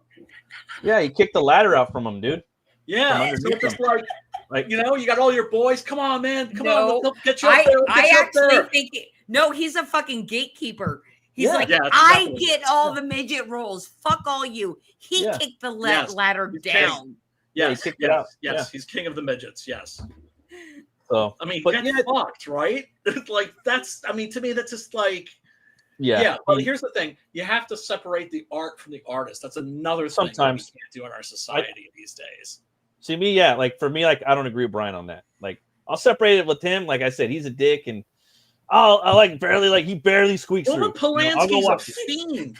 You called him a pipsqueak. Yeah. But I mean, like Roman Polanski's a fiend. When I think about like people that I just kind of annoy me, I think to myself, just like it doesn't mean I'm not gonna ever watch Rosemary's Baby again, or Chinatown, or The Fearless Vampire Killers, or Macbeth. Macbeth was pretty good. Macbeth was good. What I'm saying? Yeah, but it's like I don't want to know about that guy. You know what I mean? No. I mean, like, you know, if I had a daughter and I saw him anywhere near her, I'd be in prison. But yeah, you know, you have to separate the art from the artist always, if you can, and especially with cinema, you have so many people involved. That's another thing. That's another thing. It's a lot of job. Ender's Game got canceled because of what Orson Scott Card, the guy who wrote the novel that the movie was based on, that movie got canceled because of shit that he said.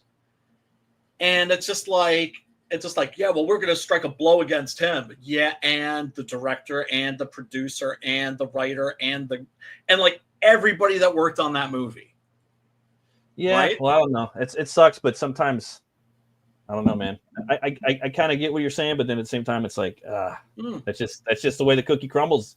You know, sometimes chaos fucks everything up for everybody. You know what I mean? Yeah, I mean, I'm not going to see any Victor Salva movies anytime soon. That's for damn sure. Oh yeah, no, yeah, fuck that guy.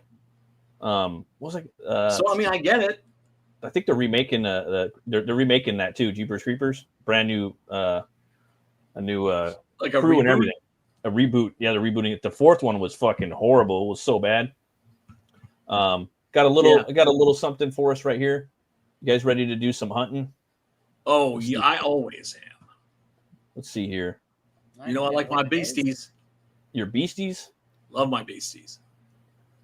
Let me see if I can. Beastie get it real quick.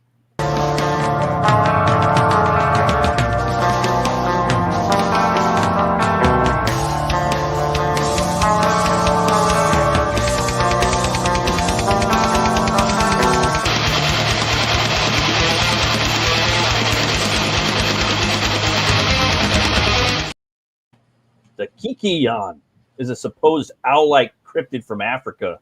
The Kikion, or soul cannibal, is one of the most terrifying and at the same time one of the most least seen and understood of all the forest creatures. Its very name can conjure a look of horror. It is described as resembling a large owl, especially its head. It has a huge beak and raking talons on its arms and feet. In many respects, it is a mixture of a bird and a human. Damn. The Bambaro people say that it has a huge pair of feathered wings which grow from its back, the shoulder joint of which is tipped with a sharp spur, a deadly weapon if its talons fail. The most terrifying feature is the presence of razor-sharp talons, much like those of a large owl, at the end of its well-muscled legs. Kikion is said to be covered in short grayish-green hair, and some reports speak of it having a short, tuffled tail. The smell of the Kikion. That's good detail. The smell of the Kikion is said to resemble that of a dead snake that has lain in the sun too long. So this is a crazy cryptid right here, guys. Yeah, man. Wow. I didn't know you had a cryptid phase. Oh, yeah. I always do. Yeah, we talk about monsters, and usually 90% of the time it's cryptids, but sometimes I'll do folklore. But well, I mean, whatever. those cryptids really are folklore. That's the thing. Yeah, until it's proved by the scientific community, right? Well, yeah, I mean, because the cryptozoology is a thing, and they do occasionally find things. Yeah, they just haven't found the missing link yet. They just haven't found Sam Squamch. Well, so like the silverback gorilla or the mountain gorilla was a cryptid until 100 years ago when they discovered it. They never. Yeah. A bunch of So I mean, it's a legitimate field. It's just when we talk cryptids, we're talking about Dogman. We're talking about Bigfoot. We're talking about the Loch Ness Monster. Yeah. And it's like, okay, so that for me, that's how I'm kind of like always on the fence about Bigfoot, because we didn't know about the mountain gorilla for just 100 years ago. We talked about it. There was whispers of it, and we just finally found it. So I think there could be another primate out there, The dude, here's a real motherfucker. The guy who actually discovered the gorilla and brought back an actual skeleton with him, right? Yeah. And was basically, he was like one of these British, like Alan Quatermain kind of guys. Oh, nice. Yeah, like Sean Connery. Yeah. And basically was laughed out of the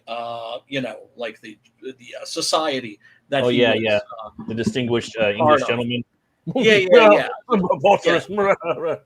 exactly. Those so guys. they were basically treating his discovery like the Fiji mermaid, right? Like a monkey and a fish sewn together, right? And then after his death, they're like, oops. Yeah, that's basically how it could go down, man. You never really know. You guys want to play a guessing game real quick? Fuck yeah. Okay, let's see here. Let's see if I can find it real quick.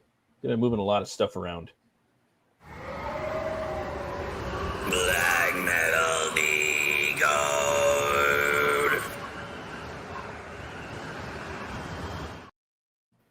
See if you guys could guess this band name. I tried to make it kind of easy because I'll lose. Because she's a newbie. You're just taking it easy on the new girl? Come on now. No, but I'll still lose. Yeah, well, I find the trick with these is that you kind of want to move back sometimes. Like this? Try to zoom in a little bit. Yeah. Yeah, if you could blow that up, that might help too. Damn, I thought this would be an easy one. Now it looks kind of hard.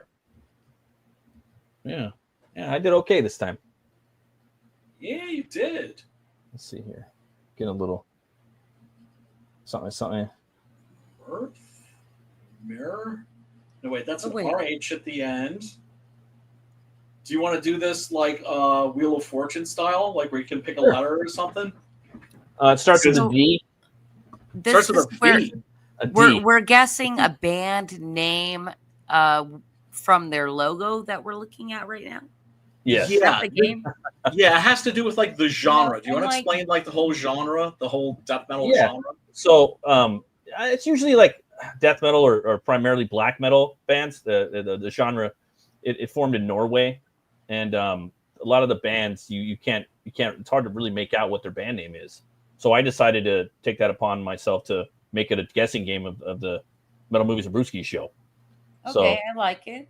I do that, Usually Brian nails them like that. I can't do it though. I don't. Is the first word deviant? It is. Yeah, it is. Oh, Deviant, like devastate. Yeah, But Brian's got that. deviant. Brian's got that blackness to him. Well, I'm getting Yeah. better too. I can tell he has a black soul. No, I mean, I was, I was the guy that was so not into fucking hair metal.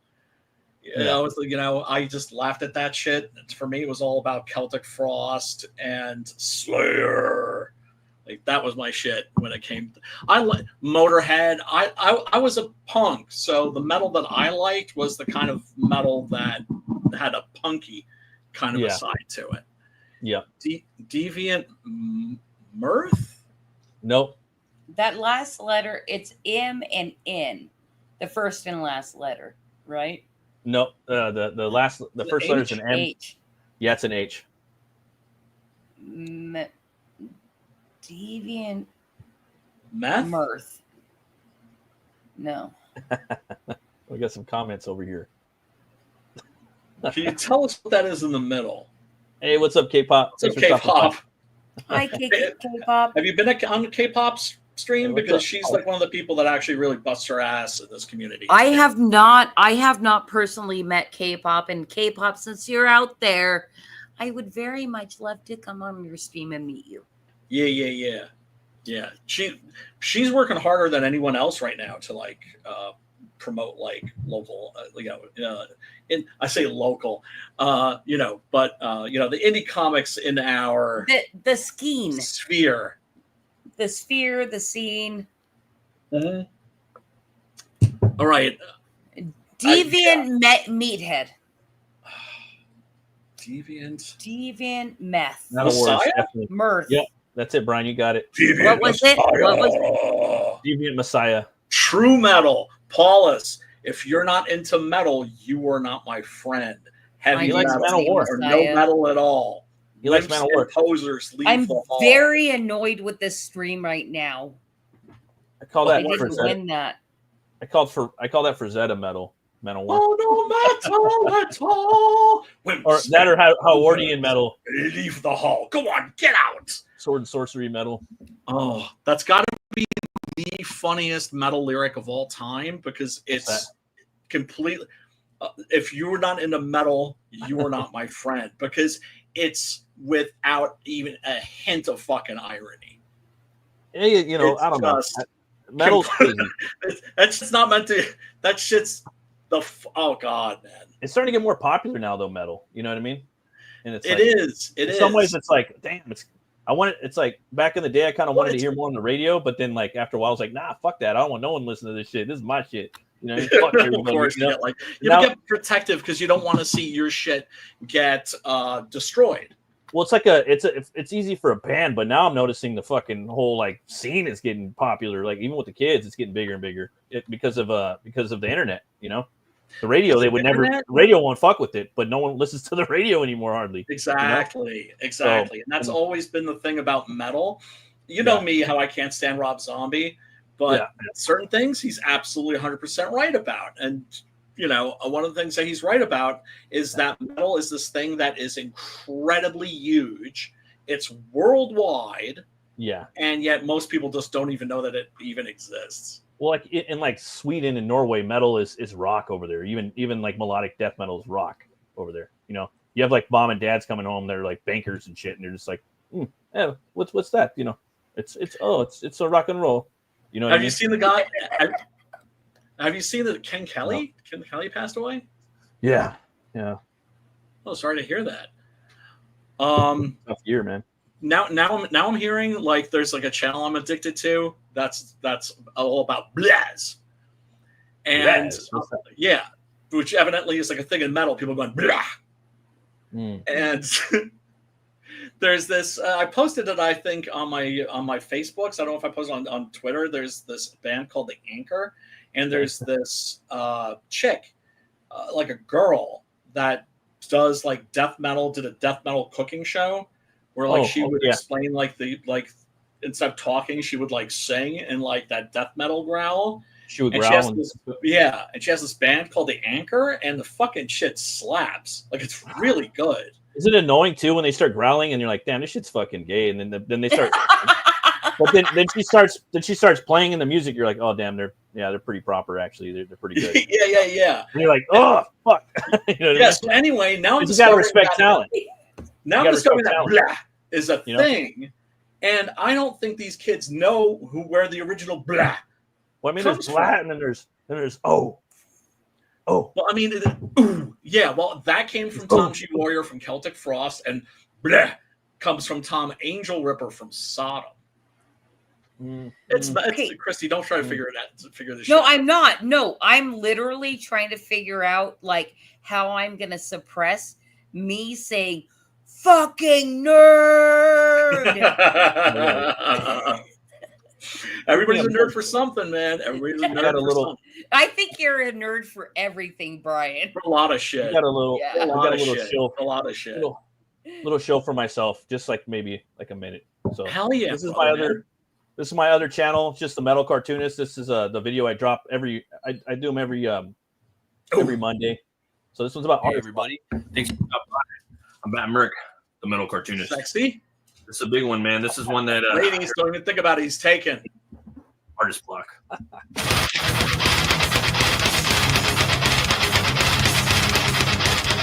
Boy. I might start bringing the videos just over to this channel. How come I haven't seen this shit yet? Artist blog, man. It happens to all the cartoonists. You know, it's a thing that we're all going to face. And stick around to the B-sides at the very end. Watch the video. I got another big nugget for you guys. Probably the most important. First thing I got to say about this is take a break.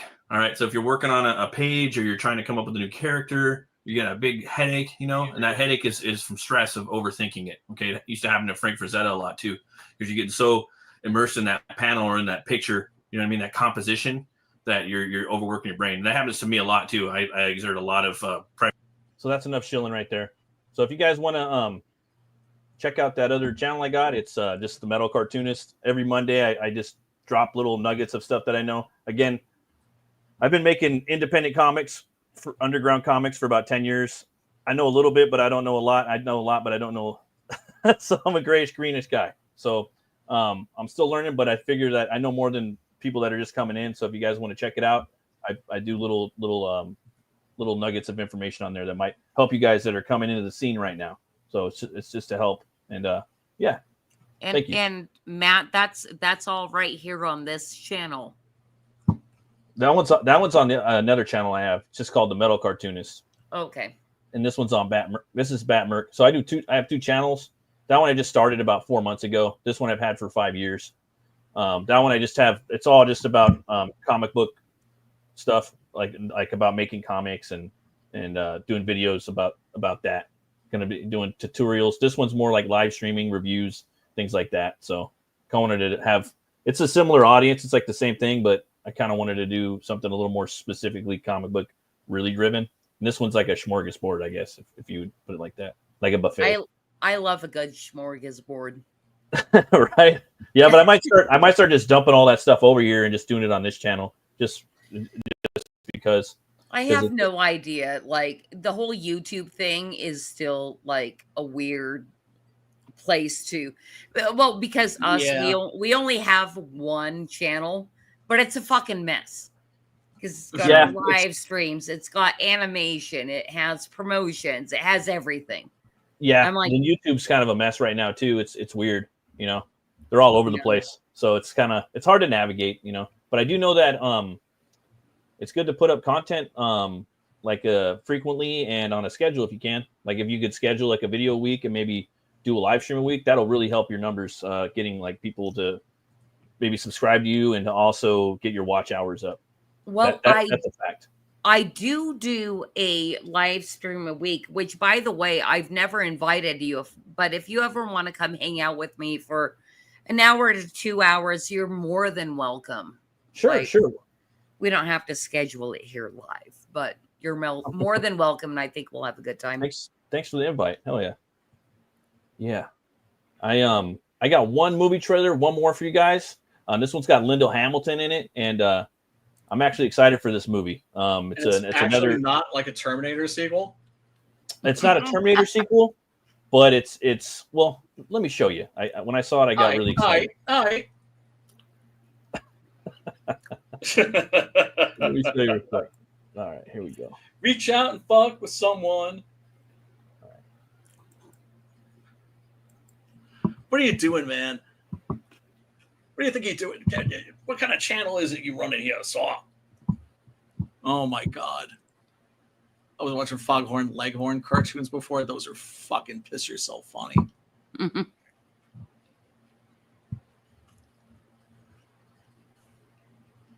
Paulus Manowar is greatest true metal. Yeah, that was the other thing about Manowar. Always about drawing that distinction between true and false metal. Cast tunes.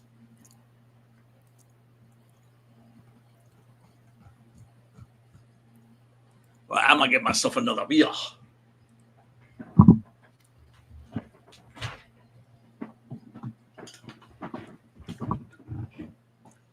Where's this trailer, Matt?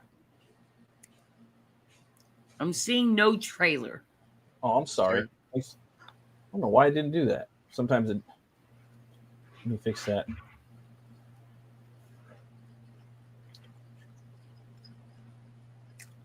Let's try it. Here we go.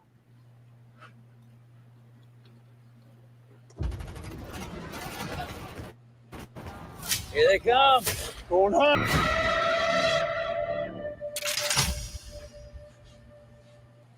Yeah, I don't know. At first, I thought that movie looked kind of basic, but it's definitely giving off some what is it?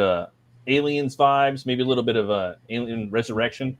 But yeah, I think that they look pretty cool. They look like the Nemesis monsters from Resident Evil, sort of. Osiris. A little bit of what was that other movie? Pandorum. That movie was really cool too, with Dennis Quaid and Ben Foster. So I just got back.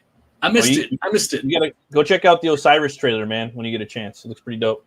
Osiris? Did you say it's called? Yeah, it's got like an Alien Resurrection, Aliens, and Pandora.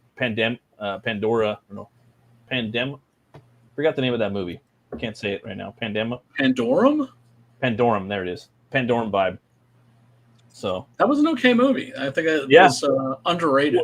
It's like the aliens are big, like kind of like slasher villains, basically. It's kind of, and Predator. It's also like Predator too. Predator.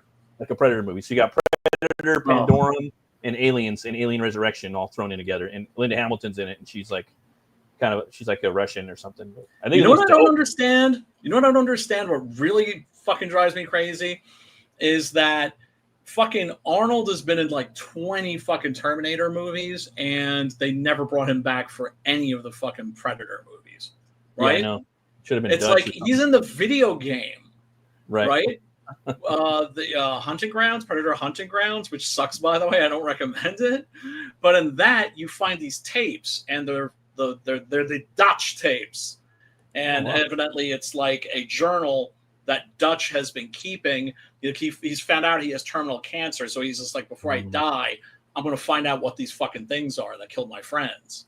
Right. And so it's just like and it's funny too, because like you can hear that Schwarzenegger smoking a fucking stogie, like while he's talking. So yeah, I don't understand why they don't bring him back. Yeah, he's like the mainstay. I don't, but they just don't. I mean, some things are just obvious, but they don't do it, Although it is a possibility. It was kind of hinted at or suggested. Yeah. Killer of Killers. I got to go back and rewatch that again. I definitely know what's her name's back from Prey. That movie was awesome. Have you seen Prey? I thought it was brilliant. Christy? This is in all live streams that I'm on.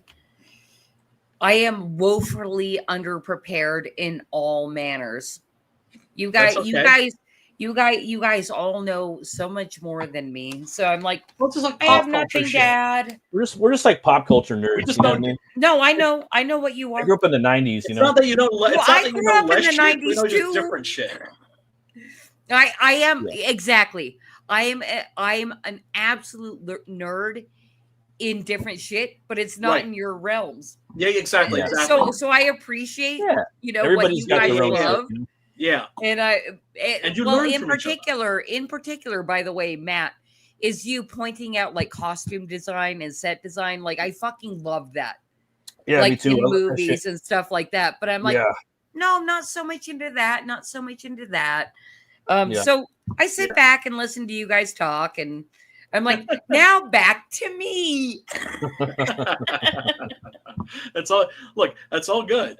And the thing is I always find that it's fun to find people that are into different shit, because they can teach you some stuff and you can teach them some stuff, and you can have an exchange. What drives me crazy is when you have people that are sort of like experts on certain shit, right? Like my mind is just it's just a data bank for like old, like trashy Italian horror movies. Yeah, everything you ever want to fucking know, right? You know, so it's not now, it's now in that other I words, look, now that just to let you know, now that I look more closely at you, that fucking tracks. Trashy Italian horror. Yeah, I would man. say, but it's not just that. He's like, he has an encyclopedic knowledge of like the Italian movies, the Italian westerns, the Spanish horror movies, the in Spanish general, westerns, you know, the American ones. Brian's a horror aficionado. Right, but the thing is, it's this, but not a snob, right? Because what a retarded thing to be a snob over, right? Especially like real trashy shit, right? Also, Brian, and But that's there why, are those. I know, and that's why when I meet people that are knowledgeable on a subject and they use it to fucking lord, like they lord that over other people, it makes me sick because I'm just like, that shit, that knowledge, that's not yours. It doesn't belong to you, and it's not like, you know, like a guy like me. It's just not like something you aspire to be. It's something that just happens to you. Christy, right? I don't know if you know, but so it's Brian, just like make yourself useful and just kind of like. So what I like to do is just kind of like when we do our horror movie streams, which we don't do that often these days. Always try to pick something that like, oh, I think people might be sleeping on this one. So we won't do like Nightmare on Elm Street or something else that like, oh well, everybody's seen Texas Chainsaw Massacre, right, or something like that. But have they seen Texas Chainsaw Massacre Part 2? Right? And yeah, and try to like point people to stuff that they might be sleeping on that they shouldn't be sleeping on. Brian's a killer writer. I think he's the best writer in our space right now. So I just write off the talent of my artists. Maybe get Brian and Brian. You're taking commission work right now, right? A little bit. Yeah, man. Yeah, man. For editing and some work right now, right? Yeah, you know what? I did write one satirical comic when I was like in my 20s, and I still have the script. And it's the most disgusting, offensive edgelord thing ever. And it's like, I won't even talk about it. It's just like, it shouldn't be buried in a vault. It should be buried under a vault. We'll never speak of this again. It's called, this is the title, "The Bitch Must Die." Spelled D-U-H, duh, bitch, B-Y-T-C-H, must, M-U-H-S-C, die, D-Y. Damn, that's pretty hardcore.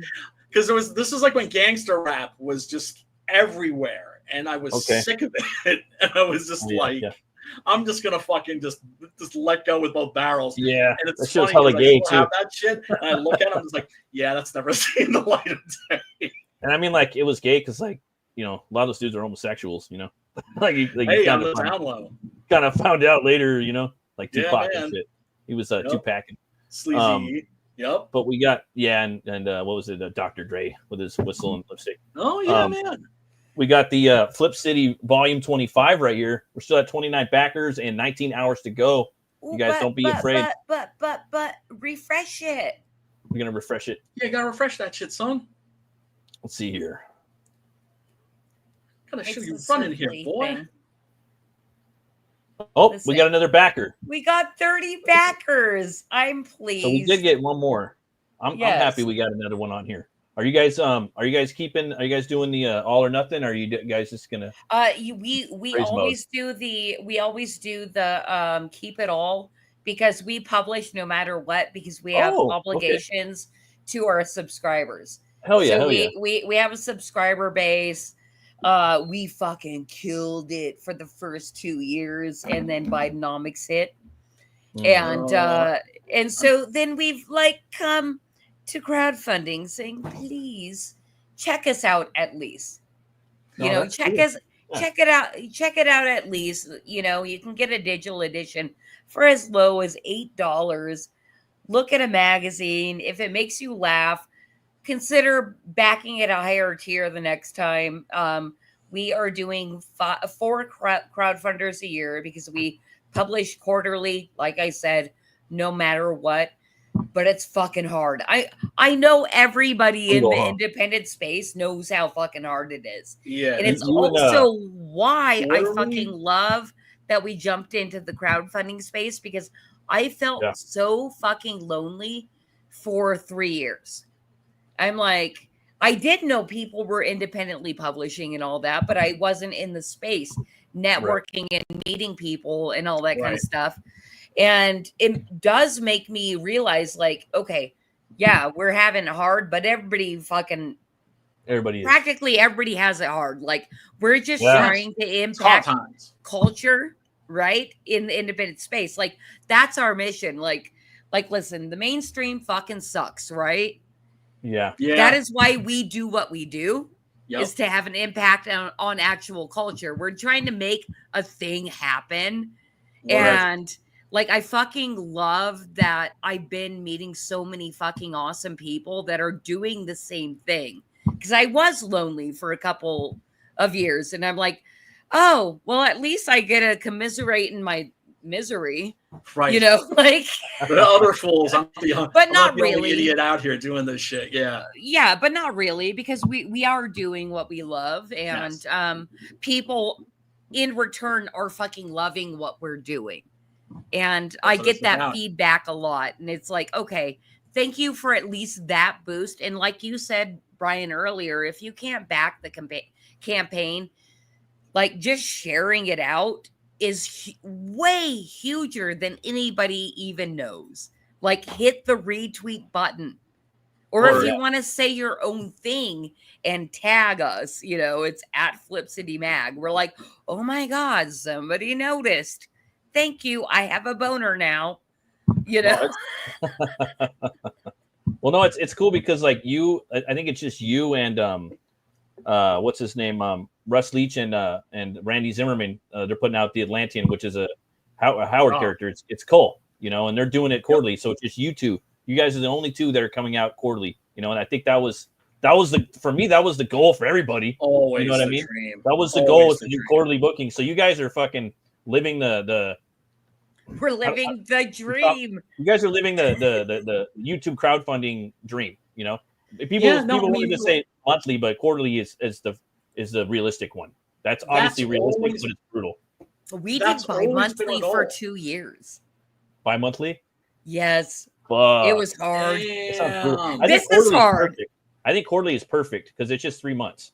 And a lot of shit can happen in 3 months, but it's short and sweet. You know what I mean? And then it encapsulates a lot of things that can happen, you know, and it's just like it's not too much, but I think it's just right personally, you know.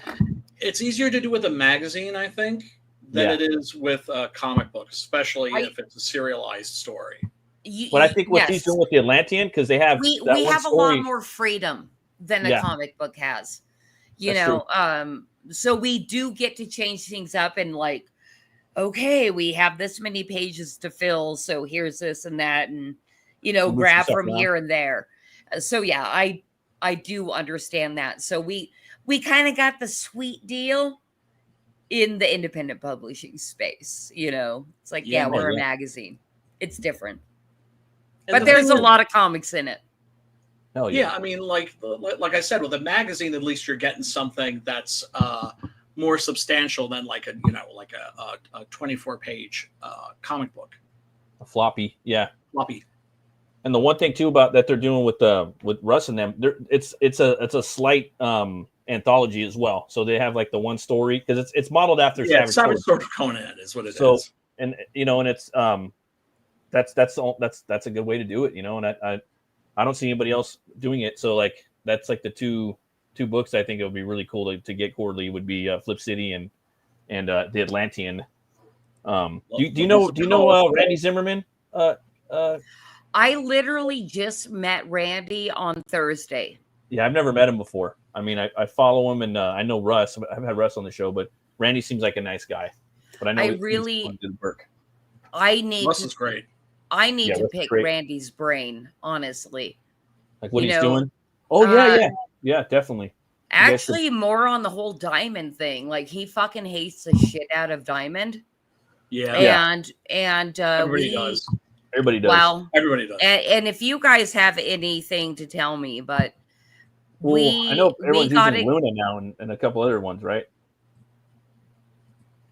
What? They're using Luna distribution, and there's another. I think Universal was taking over for a little bit. I had heard that. I think was it Simon and Schuster? Oh, okay. Possible. No, Yeah. Penguin has been. Penguin's another doing one a lot too. of shit, right? I know So we're there's, like, starting 3. to see like the mainstream publishers actually fucking with comic books. Like you would never have thought that like a publisher like Penguin would fuck with comics. Yeah. Right. That's cool. But they're printing like these manga sized reprints of like classic Marvel and DC comics. Yeah. Now I that's heard history somebody talking about because that. of I the think movies. it was now it's American folklore. Casualty Comic or Casualty Comics. She was talking about that with Mark Miller. I was watching an interview today. I've seen the Court of Owls of Batman one, the manga size too, but I'm not a fan of that personally. I mean, it's not me either, but I understand. I like big magazine size, bigger art. Yeah, but what they're trying to do is they're trying to pull in an audience that's not going to fuck with their shit because they think that. See, the American comics are confused because they're like, well, what is it about manga? What are they doing that we can replicate, right? And so they focus on shit like, well, it's the size of the comic. Maybe we should print it backwards. Like that's kind of how they think. Yeah, they're retarded, and they don't realize that those manga kids, they're not gonna read American comics. They won't touch them because they want the Japanese comics because they're Japanese. Yeah. None of the stories are consistent. There's no consistency. The Japanese comics are consistent. That's all you got to do. Just to keep rebooting every year. And you see, okay, Berserk Volume 1 all the way to like 34, right? Yep. And every American comic section, it's just a mess. Because they reboot every character at every company every fucking 6 to 12 months. So how do you expect any kid or anybody to get in there if there's no continuation? Oh, time to reboot it. Time to reboot it. Here's another one. You know what I mean? So it's a real easy fix. That's all they got to do is get a good writer on each book, a good artist, and then just keep having a continuous flow. And people could just, I missed issues. I missed the last 10 graphic novels. Boom, start reading them. You know what I mean? Well, we should be doing the French models. What I think we should be doing. Oh, the one and dones. Yeah, or like the the fucking French Elric comics are fucking dope. Yeah, those are. Well, I think that's what's going to happen, Brian. I think that everything's. I think that there's just going to be a couple publishers, comic stores are going to go away, and there's just going to be kind of like retro stores, retro boutique stores, and they're going to have like a little section over there that's going to have manga, it's going to have and graphic novels, and that'll just be random. There'll be American graphic novels, Marvel, DC, Image, a couple other ones. I think that's what's going to happen. Well, you know what? We'll see. There's still the possibility that there could be a Robert Kirkman or there could be a Mark Millar. People that have a buttload of money might think, well, gee, instead of buying a private jet, maybe I should buy DC Comics. Or maybe I should, buy It would take a McFarlane, too, all three of them, to probably put all their shit together so it wouldn't be such a financial hit, But, and I know that for sure, like, Kirkman loves Image. That's like his thing, And then Mark Millar, he loves Marvel and DC a lot, and he has a little bit of love for Dark Horse maybe and Image. That's what it looks like. His own shit. McFarlane probably just like fuck you fools, like he probably got a little bit of Marvel, but he's pissed at DC right now because they fucked him out of the toy deal for Mattel or something like that. But so I mean, look, it's a shifting landscape. That's what landscapes do. They shift. That's what earthquakes are, right? So the ground hasn't settled yet, and so we're still waiting to see what's going to happen. What happens when the economy starts improving? Which I hope think this though. I know that this shit's going to be like this. I'd say I bet you like I'm like 90% sure crowdfunding is going to be around forever. I would just say I'll be $5, 90% chance. Crowdfunding isn't going anywhere, like for comic books. Now, as far as how many backers you're going to get, it might be kind of strong, kind of hard. You know what I mean? Right. But I don't think it's going anywhere. And it's just simple. It's just a simple fact that will never, ever, ever change. And the fact is, artists are starving and they never have money, so they're always going to need money to make their books. Okay. The 90% of them, there might be like 10% that have. I got money now. I can make my book every quarter, every year. 90% of the artists can't fucking do that. You know what I mean? Eventually the money dries up. Also, that's for damn sure. People get tired of the same unless it's like a episodic book, like it's monthly or quarterly or what have you. They'll pick that up, but for the most part, they kind of get bored with the comic book of a graphic novel, They want it. They want one and done. Usually by like the third book, the volume, they're probably kind of over it, dude. And that's what I've noticed. Like, if you don't believe me, go do like the research on the books in our scene. Check out how the number 3s are doing. You know what I mean? So it's almost like you kind of want to, and I'm talking for like graphic novels, 50 something pages. You kind of want to do one and dones in this scene now. And it's not a bad. I don't think that's that bad of a idea. But you're going to be, I don't know. It's just like a completed book, dude. You know what I mean? And make sure that it's like a real one and done, even if it has the same characters. That's my opinion. I've noticed that. I've read some comics on Twitter too. They're like, I kind of lose interest on when I'm back in like the second graphic novel or the third one. It's kind of like, eh. So it's like, oh, people do like fucking buying singular stories now, you know? So unless you're doing it like, you know, like $10, if you're gonna do like Hojo, he's doing the mythicals. His books are like $10 and he's doing like 1 year. That's cool. Like people, you could do that, you know. But if you're doing like book 1, book 2, book 3, most people, 50 pages, they get kind of burned out on it. And they want new shit. That's what it seems like. Of course. I mean, for me, it's always been about. So it's like when people get are like new into this shit, and that, you know, I've been doing this shit for like over 10 years. If I could give them any advice, would be like, make sure that your first comic isn't like this gigantic 10 issue, 20 pages. Yeah, do it. Embry did. You know, love him, hate him. He's the homie, but he's got it right. Like fucking do 20 pages, $5. You know what I mean? Yes, for sure. If you could swing black and white, do it fucking black and white. You know what I mean? I have no issues with Richard. I think he kind of bet on the wrong horse, but whatever. You know what I mean? I backed his book because it looks like a good book. No, I did a trading card for the first book. I got that one. I haven't read it yet. I want to check it out, but I'm gonna get the second. Awesome fucking Preston cover. Had to go for the fucking Preston cover. Yeah. But Flip City guys, we got another backer in there at 30. So if you guys want to come by and pick it up, that'd be awesome. Matt, I do have to boogie. I do have to boogie and get some cat and couch time before bed. Christy, it was a pleasure meeting you, madame. I love cat and couch time too, and I think I'm practically there as well. Yeah. All right, guys. Give your kitties the love because they love the love. But Matt, thank you always for having me on, homie. I appreciate it. Brother. I'll talk to you soon. See you next week. Yeah. It was nice meeting you, Brian. Pleasure. Peace out. Later, brother. Bye. Yeah, so that's the homie Brian. Me and him have been streaming for a few years together, doing shows, and we got a book we're working on together called The Puritanian. Looking forward to that. It's going to be like a vampire hunter book. And he's also the editor on my book coming out in March, Hell War. So, yeah, he's my partner in crime. All right, March. So that's the next thing you have coming out. 10 months. Yeah, hopefully. Hopefully I get it done. We'll see, though, you know. I thought I'd get it done in a year, but it's going to be taken up to like 4 years probably. Yeah, well, given the detail you put in every panel, I can imagine.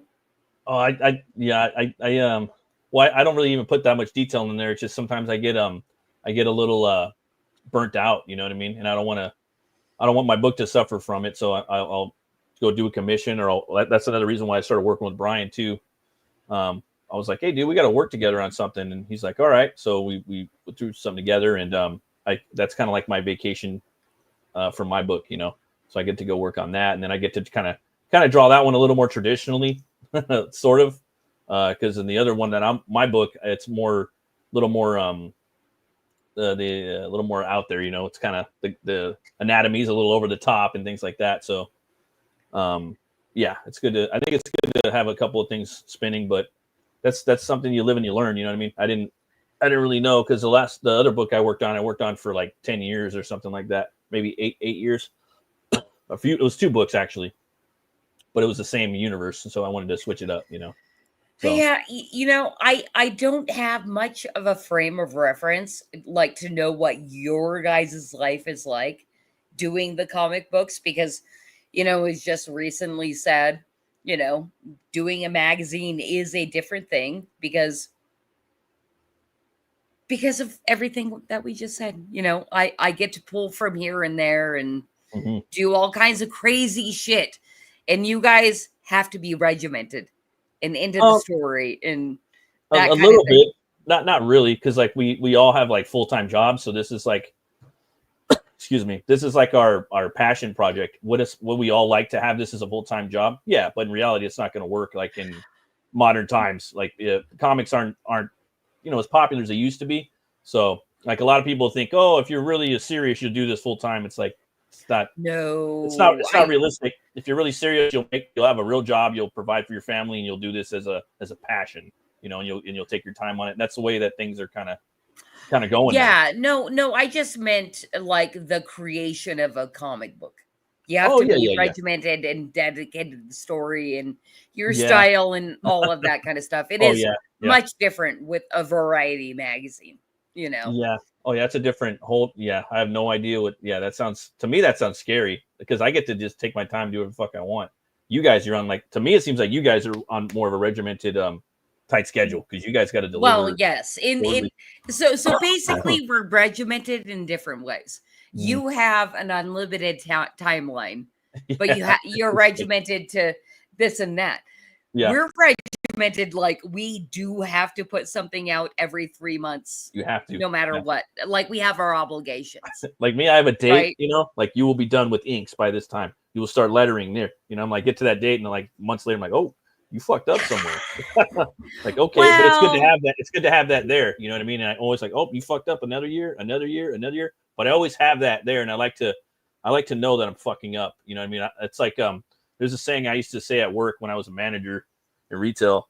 I've had stuff for my guys. You know what I mean? And I'd say, okay, I want this done and this done, and if you don't do it, I want you when you're walking out of the shop, I want you to know that you fucked up and you didn't do it. I don't want you to just sit around and do nothing. At least know that you're walking out, you're fucking up. I mean, that's practically every job. Yeah. Right? Yeah. So I'm just like, well, some people, man, I would just get stuck with, I wouldn't even hire, just here, figure this guy out, Yeah. Well, it's funny. So I have a 22-year-old daughter. So she's and did terribly in school, which I'm not disappointed in because school's just teaching you, how to work in a factory. So it's like, okay, you got out of high school. Yeah. Let's get you into adult life. And she doesn't want to go to college. And I'm fine with that too, because where does that get you? Right. Except for blue hair and fucked up.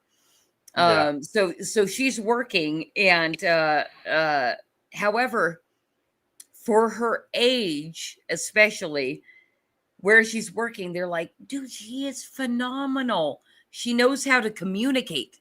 That's the number one thing is communication. But that's the thing. It's like, that's a giant thing these days that you know how to speak.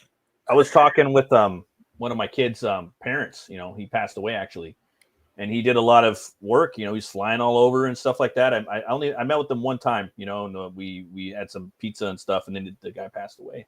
And he was telling me, the number one thing, and his kids was getting good grades and whatnot. And he's like, I just want my kids to know how to communicate really well because I'm in communications and I'm flying over around the world and doing it. I'm like, communications, huh?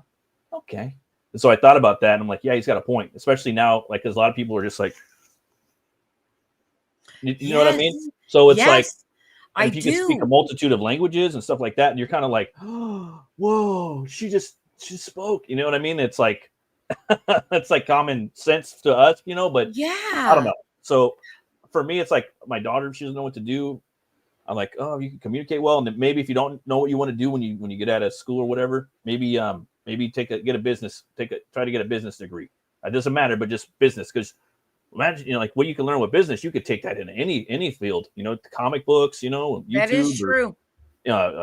Fashion, girls love fashion, all that stuff. You know what I mean? So I think to have a business degree never hurts. It might be annoying, but you got to do something. You know what I mean? I don't know. I figure, that's something that you could learn, even if it's like online or something. You don't want them to go to the community college or what have you.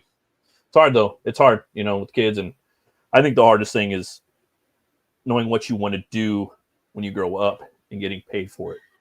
Well, that is true. Do you still do you at this point know what you want to be when you grow up?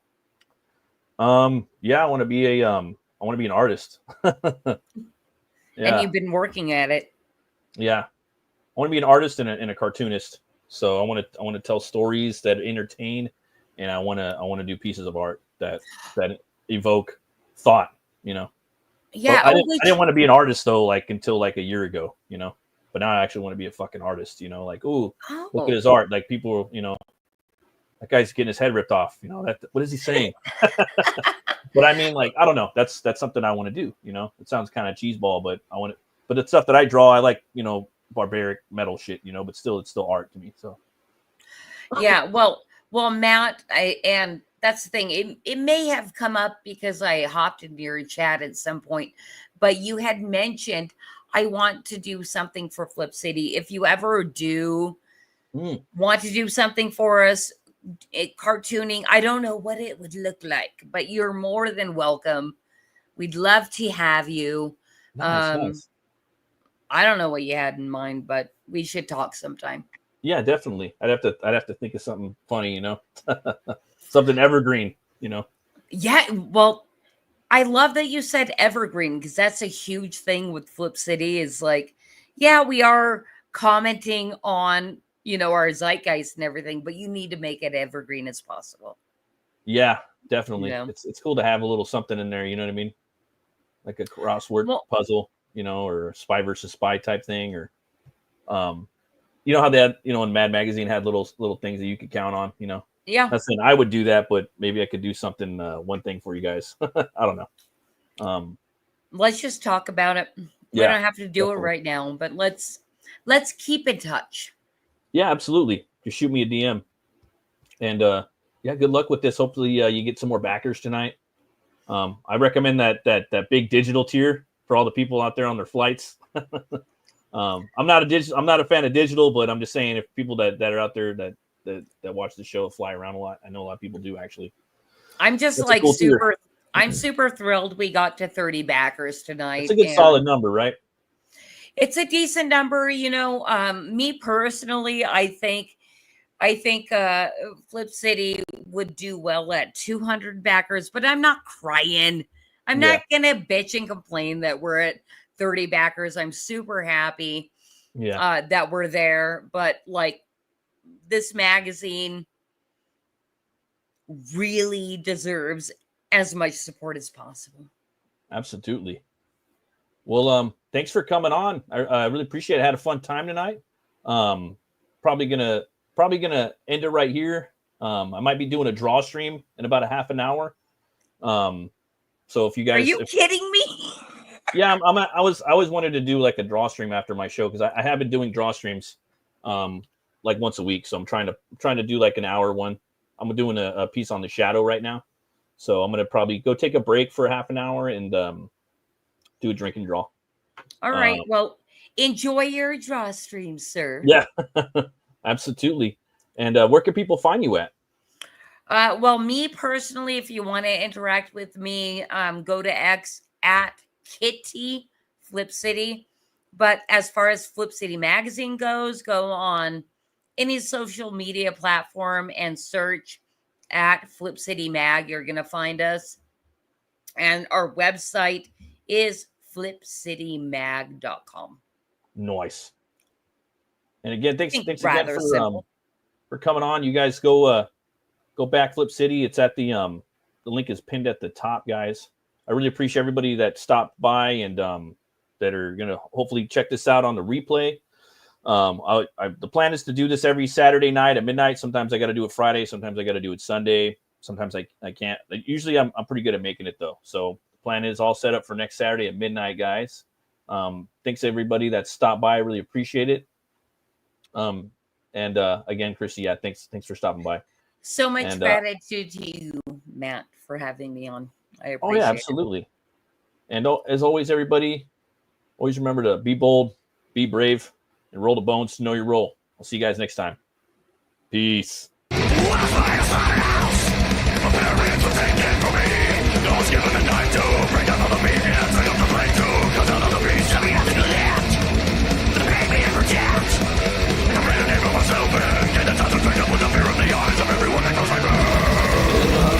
The cold still entering my body from all sides.